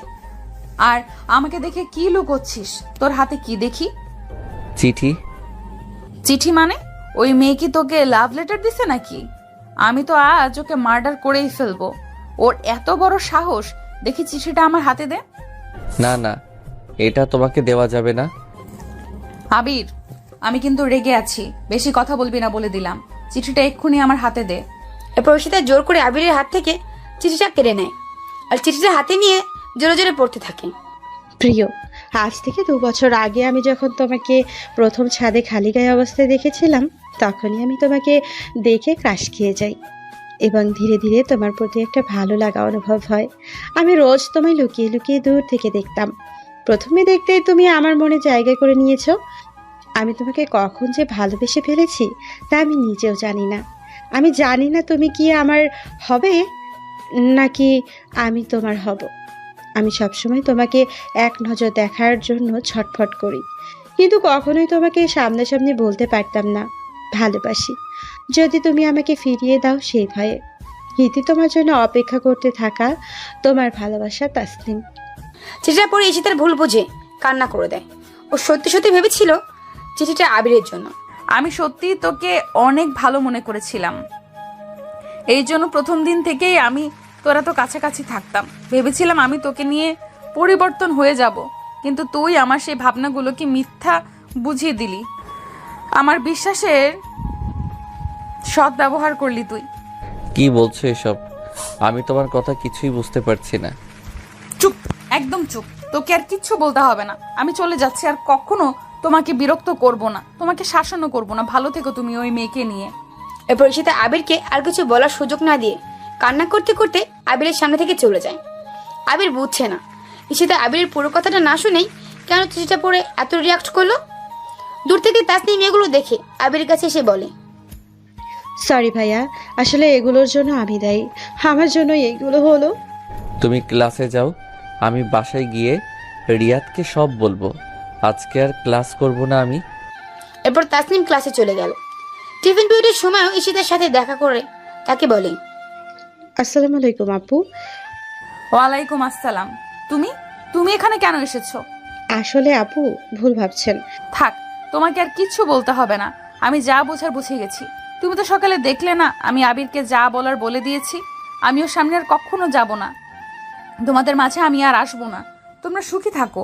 আমি আসলে আবির ভাইয়াকে না, বরং ওনার বন্ধু রিয়াদকে পছন্দ করি। আর সেই কথাটি আমি আবির ভাইয়ের মাধ্যমে রিয়াদের কাছে পৌঁছাইছিলাম। আর আপনি যে চিঠিটা পড়েছেন ওইটা আমার লেখা ছিল রিয়াদের জন্য। আবির ভাইয়ার জন্য রিয়াদকে ওই চিঠিটা দেওয়ার জন্য আমি চিঠিটা আবির ভাইয়াকে দেই। কি? হ্যাঁ, আপনি প্লিজ ভাইয়াকে ভুল বুঝবেন না, আমি সব সত্যিটাই বললাম। এরপর ঈশিতা পুরো ব্যাপারটা ক্লিয়ার হয়। আবির তো আজকে ক্লাস না করে বাসায় চলে গেছে। আবির বাসায় এসে ফ্রেশ হয়ে খাওয়া দাওয়া করে মন খারাপ করে নিজের রুমে শুয়ে আছে। কখন যে ঘুমিয়ে পড়ছে তা সে নিজেই বলতে পারে না। বিকেলে আজানের সাথে ঘুম ভাঙলো আবিরের। আবির ঘুম থেকে উঠে ফ্রেশ হয়ে অজু করে নামাজ পড়ে নেয়, যাতে তার মনটা একটু ভালো হয়। বিকেলে নামাজ পড়ে বাসায় আসে আবির। আবির বাসার সামনে এসে দরজা কলিং বেল বাজাতেই আবিরের আম্মু সে দরজা খুলে দেয়। কি রে বাবা, তোর মুখটা এমন শুকিয়ে আছে কেন? কিছু হয়েছে কি? না আম্মু, কিছু হয়নি। একটু ভারী কণ্ঠে বললাম। তোর গলাটা এমন শোনাচ্ছে কেন? বললাম তো কিছু হয়নি। এরপর আবির তার আম্মুকে পাশ কাটিয়ে বাসার ভিতরে প্রবেশ করে। আবারও তার রুমে এসে শুয়ে পড়ে। আবিরের আম্মু তার পেছন পেছন রুমে আসে। আবির, তোর কি শরীরটা খারাপ লাগছে? কি হয়েছে তোর? আর আজকে কলেজ থেকে এত তাড়াতাড়ি চলে এসেছিস যে? এমনি আম্মু ভালো লাগছিল না তাই। তুই আমার সাথে মিথ্যে কথা কেন বলছিস? আম্মু আমার খিদে পেয়েছে, চলো খেতে দাও। তারপর আবির তার আম্মুকে নিয়ে নিচে খাবার টেবিলে যায়, যাতে খাবারের মাধ্যমে হলেও তার আম্মু একটু চুপ থাকে। আবির খাওয়া শেষ করে রিয়াদকে কল দেয়। হ্যালো বন্ধু। কি রে, তুই আজকে কলেজে এসে নাকি ক্লাস না করে চলে গেছিস? আমি এসে শুনলাম। আসলে একটা জরুরি কাজ ছিল, তাই তাড়াতাড়ি চলে আসতে হয়েছিল। ও আচ্ছা। রিয়াদ, তোকে একটা কথা বলার আছে, রাখবি তো আমার কথাটা? অবশ্যই দোস্ত, তুই বলবি আর আমি রাখবো না?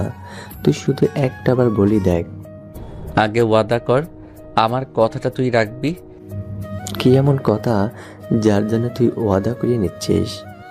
আসলে তাসনিম তোকে সেই স্কুল লাইফে চেনে আর তোকে ভালোবাসে। ও নাকি তোকে অনেকবার বলতে গিয়েও বলতে পারেনি। তুই যদি তোকে রিজেক্ট করে দিস সেই ভয়ে। তারপর আবির রিয়াদকে সব কথা খুলে বলে, যেগুলো তাসনিম তাকে বলতে বলেছিল। সবটা শুনে রিয়াদ নিশ্চুপ। কি রে, তুই কথা বলছিস না কেন? আমি ওর চোখে তোর জন্য ভালোবাসা দেখেছি, তুই প্লিজ ওকে ফিরিয়ে দিস না। ও মানে কি, দেখ তুই কিন্তু কালকে কলেজে গিয়ে তাসনিমকে প্রপোজ করবি। আসলে আবির, সত্যি কথা বলতে আমারও তাসনিমকে ভালো লাগে, কিন্তু ওকে দেখলেই আমার কেমন যেন নার্ভাস লাগে, তাই ওকে তেমন কিছু বলতে পারি না। আরে বেটা, এরকম হলে কি আর ভালোবাসা পাবি? আর আমি এত কিছু জানি না, তুই কালকে তাসনিমকে প্রপোজ করবি, ব্যাস। আচ্ছা দেখে, কাল তুই কলেজে আসিস, দেখবো কি করা যায়। দেখ, আমি এত কিছু শুনতে চাই না, আমি যা বলছি তাই যেন হয়। এরপর আবির ফোনটা কেটে দিয়ে বাসার ছাদে গিয়ে ছাদের এক পাশে দাঁড়িয়ে আছে আর আকাশ দেখছে। কিন্তু আবির কিছুতেই আজকে কলেজের ঘটনাটাকে ভুলতে পারছে না। এই সাধারণ একটা বিষয় নিয়েছি তার সাথে এমন একটা রিয়াক্ট কেন করলো, এগুলো ভাবতে ভাবতেই হঠাৎ পেছন থেকে তার আম্মুর ডাক আসলো। তখন বাসার ভিতরে চলে যায় আবির। আবির রুমে গিয়ে ফোনে গেমস খেলতে থাকে। আজকে আর পড়তে বসেনি সে, কারণ তার মনটা ভালো নেই। রাতে খাওয়া দাওয়া শেষে বিছানায় শুয়ে আছে আবির, কিন্তু কিছুতেই তার ঘুম আসছে না। বিছানায় শুয়ে সে শুধু এপাশ ওপাশ করতে থাকে। অনেকক্ষণ পর রাত 3টার দিকে সে ঘুমায়, যার জন্য তার সকালে বিছানা থেকে উঠতে অনেক লেট হয়ে যায়। আবিরের এমন কথাটা বলতেই আবিরের মনে পড়ে যায় রিয়াদ আর তাসনিমের কথাটা। তারপর আবির তাড়াতাড়ি করে লাফিয়ে ঘুম থেকে উঠে যায়। কি রে, কটা বাজে দেখেছিস? তুই এখনো বিছানায় শুয়ে কেন? কলেজে যাবি না নাকি? তাড়াতাড়ি ওঠ। আম্মু, আর একটু ঘুমাতে দাও না। তোর ঘুম দাঁড়া, আমি দেখাচ্ছি। এই বলে আম্মু রুমের ফ্যানটা অফ করে দিল। ব্যাস, বাঙালি মায়েরা আর যেটা ভালো পারে আর কি। আবির, তাড়াতাড়ি ওঠ, না হলে তোর কলেজের জন্য দেরি হয়ে যাবে। আর আজকে কলেজে না গেলে কিন্তু তোর আব্বুকে আমি বলে দিব, তখন তোকে বকলে যেন আবার আমাকে বলিস না। আম্মু, আমাকে ঘুমাতে দাও, আমি আজ কলেজে যাব না। কলেজে যাবি না মানে? তুই না রাতে আমাকে বললি কাল যেন তোকে তাড়াতাড়ি ডেকে দেই। তারপর সে ফ্রেশ হয়ে নাস্তা করে কলেজের ব্যাগটা কাঁধে নিয়ে বাসা থেকে বেরিয়ে কলেজের উদ্দেশ্যে। রিয়াদ আবিরকে অনেকবার কল করেছে, কিন্তু আবির ঘুম থেকে উঠতে লেট করায় ওর কলগুলো ধরতে পারেনি। যাই হোক, তাড়াতাড়ি করে কলেজে চলে আসে আবির। আবির কলেজে এসে দেখে আজ কলেজে অনেকটাই হইহট্টগোল হচ্ছে, কিন্তু কেন? আবির কলেজের গেট দিয়ে ভিতরে প্রবেশ করতে ঈশিতার কয়েকজন বান্ধবী আবিরকে দেখে তার কাছে এগিয়ে এসে বলে, ভাইয়া আপনি এখানে? তাড়াতাড়ি আসুন, দেখবেন ওইদিকে কি হচ্ছে। কি হচ্ছে? কেউ সার্কাস দেখাচ্ছে নাকি? আরে আগে আসেন, তাহলেই সব বুঝতে পারবেন। তারপর আবির তাড়াহুড়ো করে ওদিকটা এগোতে থাকে। কলেজের বিল্ডিং এর সামনে যেতেই যেন আবিরকে কলেজের ছাদের উপর থেকে নাম ধরে ডাকতে থাকে। এই যে মিস্টার আবির, এখানে এখানে উপরে তাকান। কে?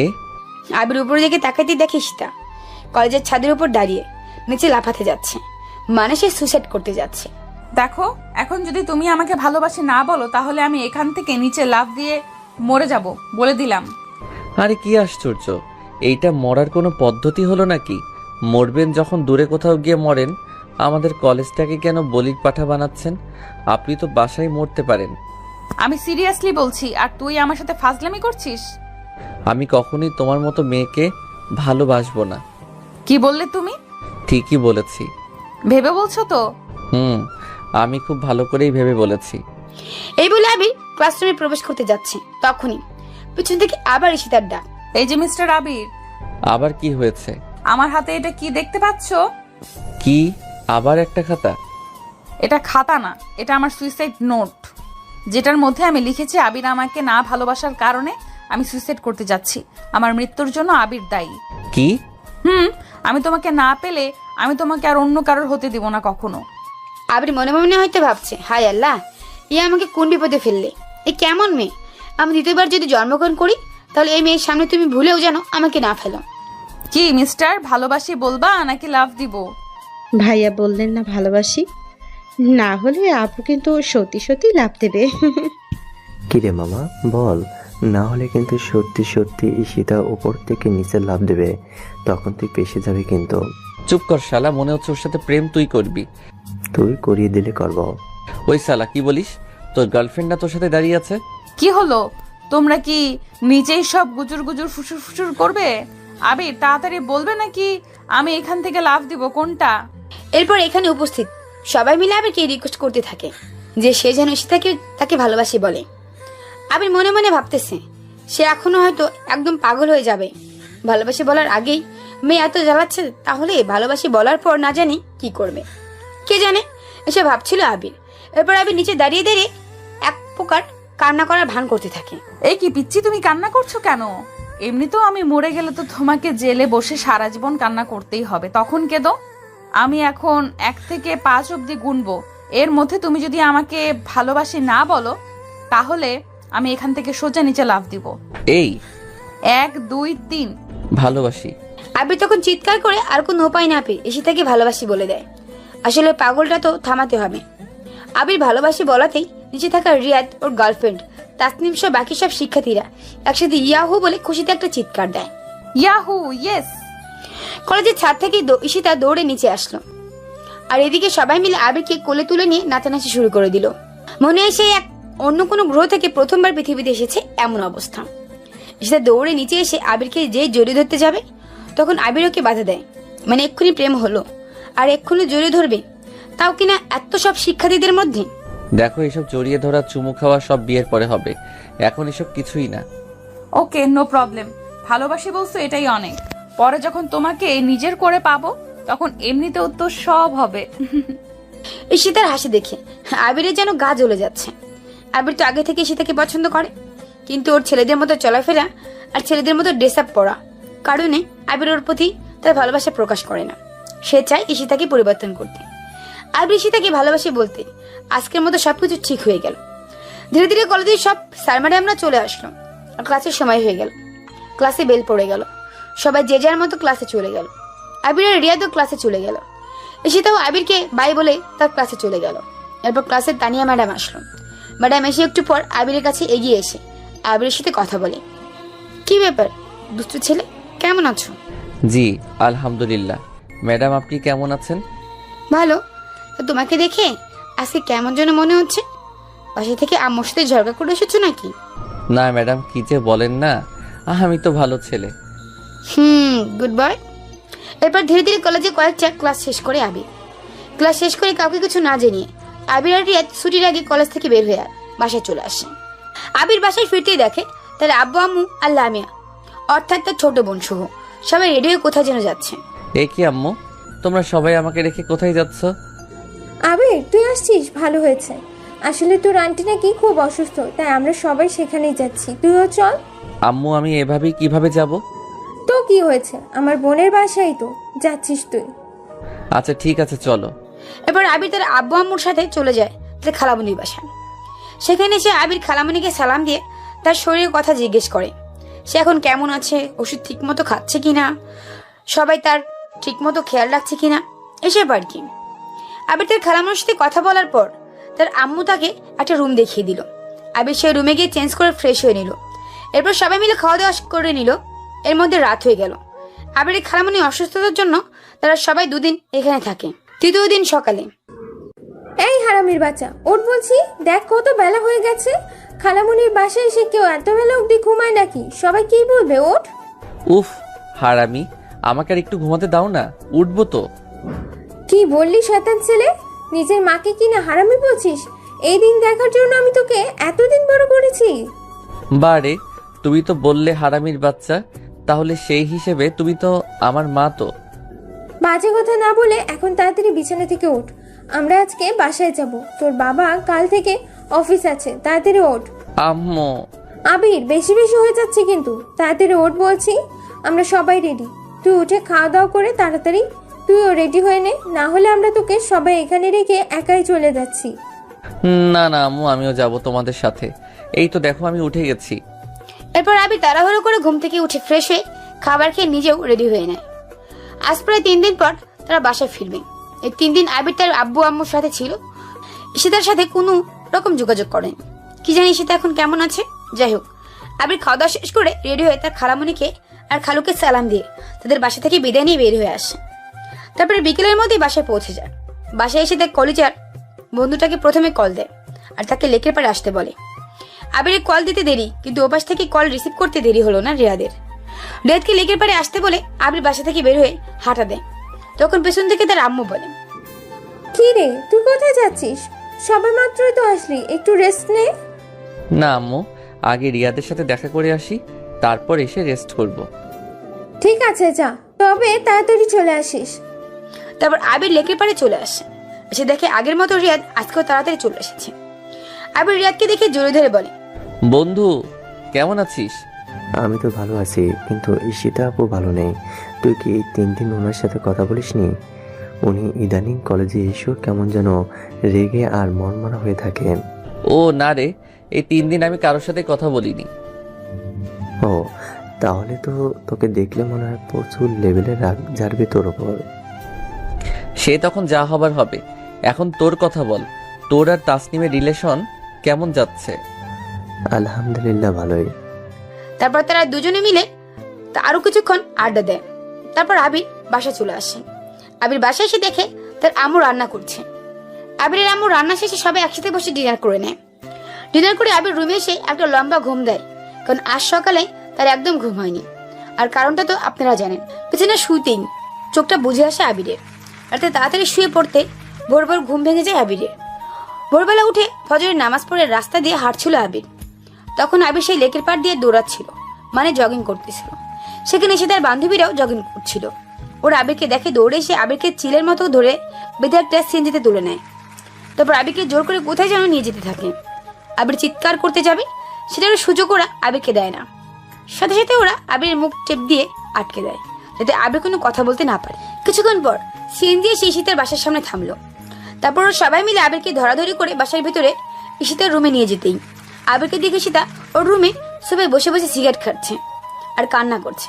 আবিরকে হঠাৎ দেখতে পেয়ে ঈশিতা দৌড়ে এসে প্রথমে আবিরকে জড়িয়ে ধরলো আর তার ধারে মুখে চুমু খেতে লাগলো। এরপর কান্নার সাথে রাগী গলায় বলল, তুই এই 3 দিন কোথায় ছিলি? আমার সাথে কোনো রকম যোগাযোগ করিসনি কেন?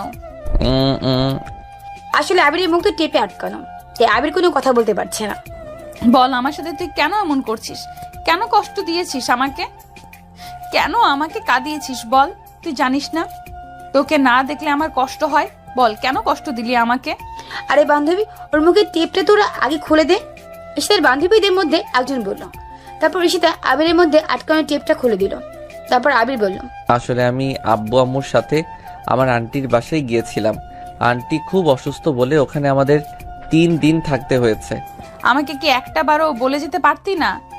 আর আমি তোকে কতবার কল দিয়েছি, তুই আমার কল কেন ধরিসনি? সরি, আব্বু আম্মুর সাথে ছিলাম তাই কথা বলার মতো পরিস্থিতি ছিল না। তো কি হয়েছে? কি আবার, আমি আব্বু আম্মুর সামনে তোমার সাথে কোনো অধিকার কথা বলবো? তারা যদি জিজ্ঞেস করে তো কি বলবো? ও এই কথা না, চল আমি এক্ষুনি তোকে বিয়ে করব, চল কাজী অফিসে চল। না না, তোকে যেতে হবে না, আমি কাজীকে তুলে বাসায় নিয়ে আসছি। কি দেখো, তুমি আমার বয়সেও বড়, আর এই মুহূর্তে আমার পক্ষে বিয়ে করা সম্ভব না। কেন সম্ভব না শুনি? এমনি। বিয়ে করবি না আমাকে? এই মুহূর্তে না। তাহলে রুম ডেট করবি আমার সাথে? কি? হ্যাঁ চল, আমি তোর সাথে রুম ডেট করব, তারপর তোকে বিয়ে করব। এই তোরা সবাই বাইরে যা। ঈশিতা বলাতেই সবাই তাড়াহুড়ো করে রুম থেকে বের হয়ে গেল। আর ঈশিতা আবিরের দিকে বাজেভাবে এগিয়ে আসতে থাকলো। ঈশিতা, ঈশিতা আমার কথা শোনো। না, আমি তোর কোনো কথাই শুনবো না। তুই হয় এক্ষুনি আমাকে বিয়ে করবি, নয়তো আমার সাথে রুম ডেট করবি, তারপর তোকে বিয়ে করব, দুইটার মধ্যে একটা। আবির ধীরে ধীরে পা পিছিয়ে যাচ্ছে আর ঈশিতা তার দিকে এগিয়ে আসছে। এক পর্যায়ে ঈশিতা রুমের দরজা লাগিয়ে দিয়ে ওর বুকের অন্যটা সোফার সুরে ফেলে দিয়ে আবিরের উপরে আসতে থাকে। তারপর ঈশিতা আবিরকে তার খাটের উপরে শুয়ে ফেলে দিল। এক পর্যায়ে আবিরকে জোর করতে থাকে। এরপর আবির বাধ্য হয়ে ঈশিতার গালে জোরে একটা থাপ্পড় বসিয়ে দেয়। সাথে সাথে ঈশিতা থমকে যায়। কি মনে করো কি তুমি নিজেকে? সব সময় তুমি যা বলবে তাই সবাই করবে? তুমি কি নিজেকে মেয়ে মনে করো নাকি? একটা মেয়ে কেমন হয় তুমি জানো? সব সময় তো ছেলেদের মতো শার্ট প্যান্ট পরে চলাফেরা করো আর গুন্ডামি করো। এই তোমাদের মতো মেয়েরাই এমন রাস্তায় বেপর্দাভাবে চলাফেরা করবে আর ছেলেদের চরিত্র নষ্ট করবে। তোমাদের মতো কিছু মেয়েদের জন্যই সমাজের আজ এই অবস্থা। ঈশিতা চুপচাপ তার মাথা নিচু করে আবিরের অভিযোগগুলো শুনছে। আবির আজ রেগে গিয়ে অনেক কথা শুনিয়ে দেয় ঈশিতাকে। তারপর সে সেই রাগ নিয়ে ঈশিতাদের বাসা থেকে বের হয়ে আসে আর তাদের বাসার উদ্দেশ্যে জোরে জোরে হাঁটতে থাকে। ওদিকে ঈশিতা এখনো তার রুমে অঝরে কান্না করেই যাচ্ছে। আবির ভাবছে, ও কি এখনো কান্না করছে নাকি? আর করলেও বা আমার কি? ও তো কখনো আমার সাথে একজন ভদ্রমের মতো আচরণ করে না, সব সময় শুধু আমাকে নানানভাবে টর্চার করে। আজকে একদম সীমা ছাড়িয়ে যাচ্ছিল ও। সত্যি সত্যি যদি আজ ও আমার সাথে জোর করে ওইসব করতো, তাহলে আমি আমার আব্বু আম্মুকে মুখ দেখাতাম কিভাবে? এগুলো ভাবতে ভাবতে আবিরের রাগ যেন আরো 3 গুণ বেড়ে গেল। তারপর সে রাগে ফুসতে ফুসতে আরো জোরে জোরে হাঁটা শুরু করলো, কারণ এখনো অনেক বেলা হয়ে গেছে। এতক্ষণে তার আম্মু নিশ্চয়ই তাকে খুঁজছে, এটাই ভেবেই সে আরো জোরে জোরে পা ফেলতে থাকে। ঠিক তখনই রাস্তা দিয়ে কয়েকজন বখাটে ছেলে পেলে আসছে নেশাগ্রস্ত ভাবে। তারপর ভুলবশত তাদের সাথে আবিরের ধাক্কা লেগে যায়। আবির তাদেরকে সরি বলেও তারা উল্টো আবিরের সাথে তর্ক করতে থাকে আর আবিরকে ধাক্কা দিতে থাকে। এক পর্যায়ে 3 জন মিলে আবিরের মারধর করতে শুরু করে দেয়। আবির একার কারণে ওদের সাথে পেরে ওঠেনি। তারপর আবির ওদের কাছে মার খেয়ে একসময় সেন্সলেস হয়ে রাস্তায় পড়ে যায়। আল্লাহর রহমত তখন ওদিক দিয়ে আবিরের প্রাণপ্রিয় বন্ধু রিয়াদ যাচ্ছিল। ওর আবিরকে এমন অবস্থায় পড়ে থাকতে দেখে তাড়াতাড়ি করে দৌড়ে এসে আবিরকে জোরে ধরে কাঁদাকদ হয়ে আবিরকে ডাকতে থাকে। আবির, দোস্ত কি হয়েছে তোর? দোস্ত কথা বল, তোর এই অবস্থা কিভাবে হলো আবির? আবির কোনো সাড়া দিচ্ছে না। এরপর রিয়াদ ভয় পেয়ে তাড়াতাড়ি করে এসে তাকে কল দেয় আর তাকে বলে, হ্যালো আপু, আপনি কোথায়? তাড়াতাড়ি বড় মসজিদের সামনে রাস্তায় আসুন। এখানে আবির রক্তাক্ত অবস্থায় সেন্সলেস হয়ে পড়ে আছে। হয়তো কেউ ওকে মেরেছে, নয়তোবা ওর অ্যাক্সিডেন্ট হয়েছে। কি বলছো? কি? আমি এক্ষুনি আসছি। এর 5 মিনিটের মধ্যে ঈশিতা গাড়ি নিয়ে কাঁদতে কাঁদতে চলে আসে। আবিরকে এভাবে রক্তাক্ত অবস্থায় রাস্তা পড়ে থাকতে দেখে ঈশিতা আবিরের কাছে গিয়ে তাকে জড়িয়ে ধরে তার কোলে উঠানোর চেষ্টা করে। এরপর সে আর দেরি না করে তারা সবাই মিলে আবিরকে ধরাধরি করে গাড়িতে তুলে নিয়ে হসপিটালে চলে যায়। এরপর সেখানে নিয়ে তারা আবিরকে ট্রিটমেন্ট করায়। সেখানে গিয়ে তারা আবিরের ট্রিটমেন্ট করায়। ডক্টর আবিরের মাথায় সুন্দর করে ব্যান্ডেজ করে দেয়। অবশেষে প্রায় 1 ঘন্টা পর আবিরের জ্ঞান ফিরে। আবির চোখ খুলে তাকাতেই দেখে তার মাথার পাশে ঈশিতা বসে আছে আর এখনো ফুপিয়ে কান্না করছে। আর রিয়াদ ওর পায়ের পাশে বসে আছে। আবিরকে চোখ খুলতে দেখে রিয়াদ বলে, আবির তুই এখন ঠিক আছিস? আমি মাথা নেড়ে এর সম্মতি জানালাম। আবির, তোমার এই অবস্থা কি করে হলো? কে করলো তোমার এমন? প্লিজ আমাকে বলো, আমি তোমাকে এই অবস্থায় দেখতে পারছি না। আমার কলিজাটাকে এইভাবে কে আঘাত করলো? আপু শান্ত হন, আবির কিচ্ছু হয়নি। তুমি থামো আবির, তুমি আমাকে বলো তোমার এই অবস্থা কে করেছে? কি করে হলো এমন? প্লিজ আবির, চুপ করে থেকো না, আমাকে বলো। আসলে আমি তোমাদের বাসা থেকে রেগে বের হয়ে আসার পর একদল বখাটে ছেলেদের সাথে আমার ভুলবশত ধাক্কা লাগে। আমি তাদেরকে সরি বললেও ওরা নেশাগ্রস্তভাবে থাকার কারণে উল্টা আমাকে মারধর করতে থাকে। আর আমাকে মারা শেষে ওরা একটা ল্যাম্পপোস্ট বরাবর আমাকে ধাক্কা দেয়, সেখানে সোজা আমার মাথাটা গিয়ে লাগে যায়। এই জন্য আমি জ্ঞান হারিয়ে ফেলি। আবির, তুমি কি ওদের নাম কিছু বলতে শুনেছো? হ্যাঁ, আমাকে যখন ওরা নিচে ফেলে পা দিয়ে মারছিল, তখন একজনকে বলতে শুনেছিলাম, মিরাজ, ওকে ছেড়ে দে, নয়তো মরেই যাবে। কি? ওই মিরাজের বাচ্চা কিনা এত বড় সাহস যে কিনা তোমাকে আঘাত করে? আমি ওকে ছাড়বো না। এরপর ঈশিতা রাগে জ্বলতে জ্বলতে ওর ফোনটা হাতে নিয়ে কাকে যেন কল দেয় আর বলে, এই মিরাজকে আমি 1 ঘন্টার মধ্যে আমার সামনে দেখতে চাই।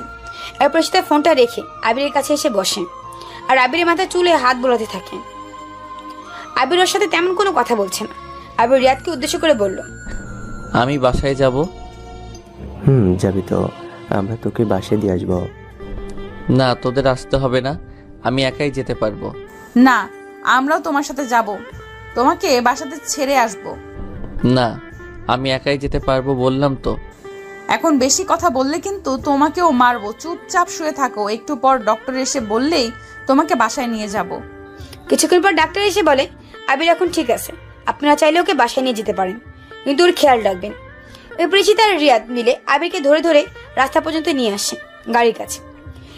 ঈশিতার একটা হাত দিয়ে আবিরের কোমর ধরে আছে আর আবিরের আরেকটা হাত নিজের কাঁধের উপর রেখে দিছে। ঈশিতা কাঁধে ভর দিয়ে আর রিয়াদকে ধরে হাঁটছে আবির। আসলে তার পায়ে প্রচন্ড মারের ব্যথা সে হাঁটতে পারছে না। হসপিটালের বাইরে এসে আবিরকে ঈশিতা গাড়িতে করে আবিরদের বাসার সামনে নিয়ে আসা হয়। তারপর আবির রিয়াদকে চলে যেতে বলে আর রিয়াদ চলে যায়। ঈশিতা আবিরকে ধরে ধরে বাসার মেন দরজার সামনে নিয়ে আসে। এরপর দরজা কলিং বেল বাজাতেই আবিরের আম্মু এসে দরজা খুলে দেয় আর আবিরের কপালে ব্যান্ডেজ দেখে কান্না শুরু করে দেয়। আবির, তোর কপালে ব্যান্ডেজ কিসের? কি হয়েছে তোর বাবা? আন্টি, ও সামান্য একটু আঘাত পাইছে। তুমি কে মা? আন্টি, আমি ঈশিতা, ওর ক্লাসমেট। ও আচ্ছা, আসো, তোমরা ভেতরে আসো। তারপর ঈশিতা আবিরকে ধরে ধরে বাসার ভেতরে নিয়ে আসে। এখন প্রায় 10টা বাজে। তাই বাসায় আবিরের আব্বু নেই, অফিসে চলে গেছে, আর তার ছোট বোন লামিয়াও স্কুলে। ঈশিতা আবিরকে ধরে নিয়ে বসার ঘরে সুপার উপর নিয়ে বসালো। এখন তো বল, কি হয়েছে তোর? আসলে আম্মু, আমি নামাজ পড়ে বাসায় আসার সময় রাস্তা ক্রস করতে গিয়ে একটা রিকশার সাথে ধাক্কা খেয়ে রাস্তায় পড়ে যাই, আর সেই থেকেই মাথায় একটু চোট লাগে। এভাবে বাসায় আসছিলাম, কিন্তু পথে ঈশিতার সাথে দেখা হয়ে যায়। তাই ও আমাকে ধরে নিয়ে ফার্মেসিতে নিয়ে গিয়ে আমার মাথায় ব্যান্ডেজ করিয়ে দেয়। ও আচ্ছা মা, তোমাকে অনেক অনেক ধন্যবাদ। আমার ছেলেটা তো আমার কোনো কথাই শোনে না, সবসময় বাচ্চাদের মতো দুষ্টুমি করে, চলাফেরা করে, কোনো খেয়ালই নেই ওর। আন্টি, আমাকে ধন্যবাদ কেন দিচ্ছেন? আমি তো ওর বন্ধু। আচ্ছা মা, তোমরা বসে একটু গল্প করো, আমি তোমাদের জন্য নাস্তা বানিয়ে নিয়ে আসছি। না আন্টি, আজ না, অন্য একদিন এসে খাবো। কেন মা? আমি তো তোমার মায়ের মতোই, আর আজ তুমি প্রথমবার আমাদের বাসায় এসেছো, কিছু না খেয়ে যদি চলে যাও তাহলে কেমন দেখায়? যখন এসেছো তখন কিছু খেয়ে যাও। তারপর ঈশিতা মাথা নেড়ে হ্যাঁ সম্মতি জানায়। আবির আম্মু চলে যায় কিচেনে তাদের জন্য নাস্তা বানাতে। আবির আর ঈশিতা দুজনে মিলে সোফায় বসে আছে, কেউ কোনো কথা বলছে না, দুজনে নিচুপ। একটু পর ঈশিতা নীরবতা ভেঙে বলল, আবির, তোমার রুম কোনটা? উপরে দোতলায়। চলো তোমার রুম দেখবো। আচ্ছা। তারপর আবির ঈশিতাকে নিয়ে উপরে আর তার রুমে নিয়ে যায়। ঈশিতা আবিরের পুরো রুমের সাইডে ঘুরে ঘুরে দেখতে থাকে। রুমের চারপাশটা খুব সুন্দর করে সাজানো গোছানো। বাহ, তোমার রুমটা তো খুব সুন্দর। আবির, আমি একটু ফ্রেশ হয়ে নেই। হ্যাঁ নিশ্চয়ই, ওয়াশরুমটা ওই যে ওই দিকে। এরপর আবির ঈশিতার ওয়াশরুমটা দেখিয়ে দিল। একটু পর ঈশিতা ওয়াশরুম থেকে ফ্রেশ হয়ে বের হয়ে আসলো। তারপর আবির আবার ঈশিতাকে নিয়ে নিচে বসার ঘরে এসে বসে। আর একটু পর আবিরের আম্মু ওদের দুজনের জন্য নাস্তা বানিয়ে নিয়ে আসে। এই নাও মা, খেয়ে নাও। আবির, তুই একটু খা। ঈশিতা খাচ্ছে না, চুপচাপ বসে আছে আর মাথা নিচু করে আছে, মনে হচ্ছে লজ্জা পাচ্ছে। কি হলো মা, খাচ্ছ না কেন? আমি তো তোমার আম্মুর মতো। এত লজ্জা কেন পাচ্ছ আম্মুর বাসায় এসে খাবার খেতে? নাও হাঁ করো, আমি তোমাকে খাইয়ে দিই। ঠিক আছে আন্টি, দেন। এরপর আম্মু ঈশিতাকে একটু একটু করে নাস্তা খাইয়ে দিতে লাগলো।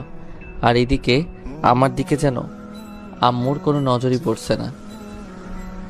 যা বাবা, মনে হচ্ছে আমি আম্মুর সন্তান না, ঈশিতাই আম্মুর সন্তান। নাস্তা শেষে ঈশিতা আমার হাত ধরে নিয়ে আমাকে আমার রুমে নিয়ে গিয়ে বসিয়ে দেয়। তারপর আম্মুকে বলে, আন্টি আমি তাহলে এখন আসছি, আপনি ওর খেয়াল রাখবেন কিন্তু। ঠিক আছে মা, আর তুমি কিন্তু প্রতিদিন একবার করে এসো, আমার সাথে দেখা করে যাবে, কেমন? ঠিক আছে আন্টি। এরপর ঈশিতা আবিরদের পাশে থেকে চলে যায় আর যাওয়ার সময় বারবার পেছন ফিরে আবিরকে দেখতে থাকে। ওই জন্য কিছু বলতে চেয়েও বলতে পারছে না আবিরকে। বিকেলে রিয়া দৌড়াতে দৌড়াতে আবিরদের বাসায় আসে। এসে আবিরের আম্মুর কাছে জিজ্ঞেস করে আবির কোথায়। আবিরের আম্মু বলে আবির রুমে আছে। এরপর রিয়াদ সিঁড়ি বেয়ে সোজা আবিরের রুমে চলে যায়। কি রে, তুই এত হাঁপাচ্ছিস কেন? কি হয়েছে? দোস্ত, আর বলিস না, ঈশিতা আপু তো মিরাজ আর ওর বন্ধুদেরকে এমনভাবে মেরেছে যে ওরা এখন হসপিটালে ভর্তি আছে। দু একজনের তো পুরো হাত পা ভেঙে গেছে। বলিস কি? ঈশিতা আপু ওদেরকে খুব মেরেছে। জানি না ওরা 6 মাসেও বাসে ফিরতে পারবে কিনা। আচ্ছা তুই বস এখানে। বাবা সত্যি করে বল তো, আবিরের কি হয়েছিল? রিয়াদ একবার আবিরের দিকে তাকাচ্ছে, তো আরেকবার আবিরের আম্মুর দিকে তাকাচ্ছে। কি হলো বাবা, বল ওর কি হয়েছিল? আমি কিন্তু তোকে খুব বিশ্বাস করি, আর আমাকে কিন্তু একদম মিথ্যে বলবি না তুই। আর এই মিরাজটাকে, ওকে কে এভাবে মেরেছে? কি সব বলছিলি তোরা? আমি দরজার ওপাশ থেকে শুনলাম। এরপর রিয়াদ আবিরের আম্মুকে সব সত্যিটা বলে দেয়। আবিরের আম্মু সব শুনে কান্না করতে থাকে আর আবিরের মাথায় হাত বুলাতে থাকে। উফ আম্মু, আবার শুরু করলে তোমার এই কান্না? আরে আমি ঠিক আছি। এভাবে প্রায় 1 মাস কেটে গেল। ঈশিতা প্রতিদিন আবিরের বাসায় একবার করে এসে আবিরকে দেখে যায়, কিন্তু আবির ঈশিতার সাথে ঠিক করে কথা বলে না, কারণ ওর গুন্ডাবির স্বভাব এখনো যায়নি। এখনো ছেলেদের মতো জিন্স প্যান্ট আর টি শার্টের মতো কি যেন একটা পরে থাকে। ওর আচরণ এখনো মেয়েদের মতো আসেনি। আবিরের আম্মু যদিও জানে ওর সব কথা, কিন্তু এরপর আবিরের আম্মু ঈশিতাকে কিছু বলেনি, কারণ ও সেদিন আবিরকে হসপিটালে নিয়ে গিয়েছিল আর আবিরের হয়ে ওই ছেলেগুলোকে শাস্তি দিয়েছিল বলে। এভাবে 1 মাস পর একদিন বিকেলে আবির ছাদে বসে বসে বই পড়ছিল। এমন সময় পেছন থেকে কে যেন এসে আবিরকে জড়িয়ে ধরে। উফ আম্মু, ছাড়া তো। আবার আমাকে জড়িয়ে ধরছো কেন? আম্মু না, আমি তোমাকে জড়িয়ে ধরছি, পেছনে তাকিয়ে দেখো। আরে এটা তো ঈশিতা ভয়েস, কিন্তু ও ছাদে কেন চলে এসেছে তাও এই সময়? এরপর আবির পেছনে ফিরে তাকিয়ে দেখে আজকের ঈশিতা আর বিগত দিনে ঈশিতার মধ্যে অনেক চেঞ্জ। সে তো পুরাই বিশ্বাস করতে পারছে না যে এটা স্বপ্ন নাকি বাস্তব। এটা কোন ঈশিতা? এটা কোন ঈশিতা আমার সামনে দাঁড়িয়ে আছে? আমি দেখছি ঈশিতা আজ একটা খয়েরি রঙের শাড়ি পরে আমার সামনে এসেছে, সাথে ফুল হাতাওয়ালা ব্লাউজ। চুলগুলো আজ আর সেই এলোমেলো ভাবে নেই, সুন্দর করে পেছনে চুল বাঁধা, আর তাতে গোলাপ ফুল, হাতে কাচের নীল রেশমি চুড়ি আর ঠোঁটে লাল লিপস্টিক, চোখে কাজল, সাথে ঝুমকো, কানের দুল, গলায় সুন্দর একটা চেইন মালা। সব মিলিয়ে আজ ঈশিতাকে একদম মেলানোই যাচ্ছে না। আমি নিজের হাতে একটা চিমটি কেটে নিলাম। আসলে আমি ক্লিয়ার হতে চাচ্ছি যে এটা স্বপ্ন নাকি বাস্তব। ঈশিতা আজ শার্ট প্যান্ট ছেড়ে এভাবে এতটা পরিবর্তন হয়ে আমার সামনে এসেছে। আমি কিছু না বলে প্রায় 3 মিনিট ওর দিকে তাকিয়ে ক্রাশ হয়ে আছি, চোখ যেন পারছি না। কি হলো এভাবে হা করে তাকিয়ে কি দেখছো? আমি তোমার ঈশিতা। সরি, আমার কোনো ব্যক্তিগত কেউ নেই এই নামে। সেই জন্যই তো তোমার ব্যক্তিগত কেউ হতে আমি এসেছি, নিজেকে বদলে। আবির বিশ্বাস করো, আমি শুধু তোমার জন্য নিজেকে এতটা বদলে ফেলেছি। আসলে ছোটবেলায় মা মারা যাওয়ার পর বাবার কাছে একাই লালন পালন হই। আমি কিছুটা বড় হওয়ার সাথে সাথে নানানভাবে ছেলেরা আমাকে বাইরে ইফটিজিং করতে থাকে, নানানভাবে আমাকে ভালোবাসার কথা বলে আমার বাবার সম্পত্তির লোভে। এই সমস্ত ইফটিজিং থেকে বাঁচতে আর সমাজে আমার মতো কিছু মেয়েদেরকে ছেলেদের ইফটিজিং থেকে বাঁচাতে আমি এমনভাবে চলাফেরা করতাম নিজের নিরাপত্তার জন্য। আর এখন আমি তোমাকে আমার ব্যক্তিগত দেহরক্ষী করে রাখতে চাই সারা জীবনের জন্য। আবির, আমি তোমার বউ হতে চাই। তুমি কি আমাকে একটিবার সুযোগ দিবে নিজেকে পরিবর্তন করার? আমি সত্যিই তোমাকে অনেক ভালোবাসি। আমি তোমাকে ছাড়া আর থাকতে পারবো না।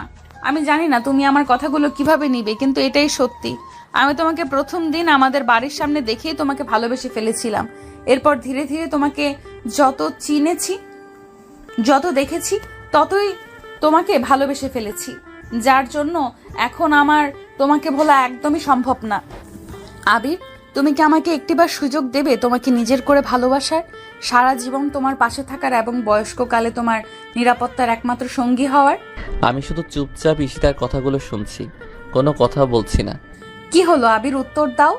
আজ হয়তো তুমি আমাকে নিজের করে নিবে, নয়তোবা আমাকে তুমি নিজের হাতে মেরে ফেলবে। আবির, আমি সত্যি তোমাকে ছাড়া থাকতে পারবো না। অনেক ভালোবেসে ফেলেছি তোমাকে। তুমি আমাকে যা বলবে, যেভাবে বলবে, আমি সেভাবেই চলবো। তবু প্লিজ তুমি আমাকে দূরে ঠেলে দিও না। বলে ঈশিতা আমার হাত ধরে কান্না করতে থাকে। আমি এখনো নিশ্চুপ আছি। কি হলো আবির, কথা বলছো না কেন? আমার প্রতি কি এখনো ঘৃণা জমে আছে তোমার, নাকি আমাকে এখনো মেয়ে বলে মনে হচ্ছে না? বলো, আমি কি করলে তুমি আমাকে ভালোবাসবে? আমি তাই করতে রাজি আছি। আমি এখনো নিশ্চুপ। আসলে আমিও তো ঈশিতাকে পছন্দ করি, কিন্তু ওর ছেলেদের মতো চলাফেরা আর এলাকায় এমন গুন্ডামির জন্য ওকে আমার ভালোবাসার কথাটা বলিনি। আমি শুধু চেয়েছিলাম ওকে একটু পরিবর্তন করতে, ওকে বোঝাতে যে একটা মেয়ের সমাজে কেমনভাবে চলাফেরা করা উচিত। আর আজও সেটা বুঝতে পেরেছে। তাই আমার আর ওর প্রতি কোনো অভিযোগ নেই, কোনো অপছন্দ নেই। তাই সব কিছু ভুলে আমি বসা থেকে উঠে দাঁড়িয়ে ঈশিতার 2 হাত আমার বুকের সাথে জড়িয়ে ধরে বললাম, আমার জন্য কিচ্ছু করতে হবে না, শুধু নিজেকে এভাবেই সারা জীবন বাঁচিয়ে রাখো আর আমাকে এভাবেই ভালোবাসো। আমিও সারা জীবন এভাবেই তোমার ভালোবাসা জোরে থাকতে চাই।